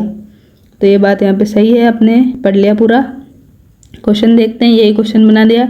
मैं ईश्वर की पवित्र सौगंध गाकर कहता हूँ कि मैं भारत और उसके 38 करोड़ देशवासियों के लिए स्वतंत्रता के लिए अपने अंतिम श्वास तक लड़ता रहूंगा। किसका कथन है, तो कथन वाला इंपॉर्टेंट है, कथन है सुभाष चंद्र बोस जी का। नेक्स्ट क्वेश्चन है, हिंदुस्तान रिपब्लिक एसोसिएशन के संस्थापक सदस्य कौन थे, तो चंद्रशेखर आज़ाद, सचिंद्रनाथ सान्याल, अरविंदो घोष और रामप्रसाद बिस्मिल। तो ये आपको क्या करना है, मैच करना है यहाँ पे। तो यहाँ पे हमने आचार्य जब पढ़ा था तो बताया था आपको कि इसके हेड तो कौन थे, सचिंद्रनाथ सान्याल थे। सदस्य में आपको बताया था रामप्रसाद बिस्मिल भी थे, चंद्रशेखर आज़ाद भी थे, मनमथ नाथ गुप्त भी थे और एक और नाम आपको बताया था जो कि अरविंदो घोष तो बिल्कुल नहीं था। तो ये एक नाम जो बताया था ये था आपने योगेश चटर्जी। तो 4 हो गए यहाँ पे एचआरए के मेंबर्स, मेंबर्स हो गए ये। एक तो ये हो गए, एक ये चंद्रशेखर आज़ाद, रामप्रसाद बिस्मिल और मनमथ नाथ गुप्त भी लिख देती हूँ, मनमथ नाथ गुप्त। तो ये मेंबर हो गए और ये कौन थे, तो ये हेड थे इसके HRA हिंदुस्तान रिपब्लिक एसोसिएशन के। तो यहाँ भी यही चीज़ें लिखी हुई हैं। देश में उचित ढंग से क्रांतिकारी आंदोलन का संचालन करने के उद्देश्य से अक्टूबर 1924 में क्या हुआ, युवा क्रांतिकारियों ने कानपुर में एक सम्मेलन बुलाया। हिंदुस्तान रिपब्लिक एसोसिएशन HRA नामक क्रांतिकारी संगठन की स्थापना की। इसके संस्थापक सचिंद्रनाथ सान्याल हेड थे, रामप्रसाद बिस्मिल, योगेश चंद्र चटर्जी, चंद्रशेखर आज़ाद, मनमथ नाथ गुप्त जो थे इसके क्या थे, सदस्य थे। ये बात अभी बताई आपको। भगत सिंह ने सितंबर 1928 में क्या किया, क्रांतिकारी संगठन कौन सा, हिंदुस्तान रिपब्लिक एसोसिएशन मतलब HRA। तो HRA जो था हिंदुस्तान प्रजातांत्रिक संघ, इसका नाम चेंज करके नई दिल्ली के फिरोज शाह कोटला मैदान में क्या कर लिया, HSRA Hindustan socialist Republic association, जिसको हिंदी में हिंदुस्तान समाजवादी प्रजातंत्र संघ कर दिया, जिसका अर्थ क्या था, क्रांति के उद्देश्य समाजवादी समाज की स्पष्ट घोषणा, इसका क्या था, अर्थ था। नेक्स्ट क्वेश्चन है, निम्नलिखित में से कांग्रेस के किस अधिवेशन की अध्यक्षता सुभाष चंद्र बोस ने की थी, तो किस अधिवेशन की थी इन्होंने, तो इन्होंने हरिपुरा अधिवेशन की यहाँ पे अध्यक्षता की थी। अहमदाबाद की तो नहीं की थी, हरिपुरा की थी। अब हरिपुरा की कब की थी, तो 1938 में। कलकत्ता की नहीं की थी, बेलगांव की भी नहीं की थी। अब सुभाष चंद्र बोस ने 2 की अध्यक्षता की थी, एक तो हम देख ही चुके हैं हरिपुरा, वापस लिख देती हूँ हरिपुरा। तो हरिपुरा की कब की थी, 1938 में की थी।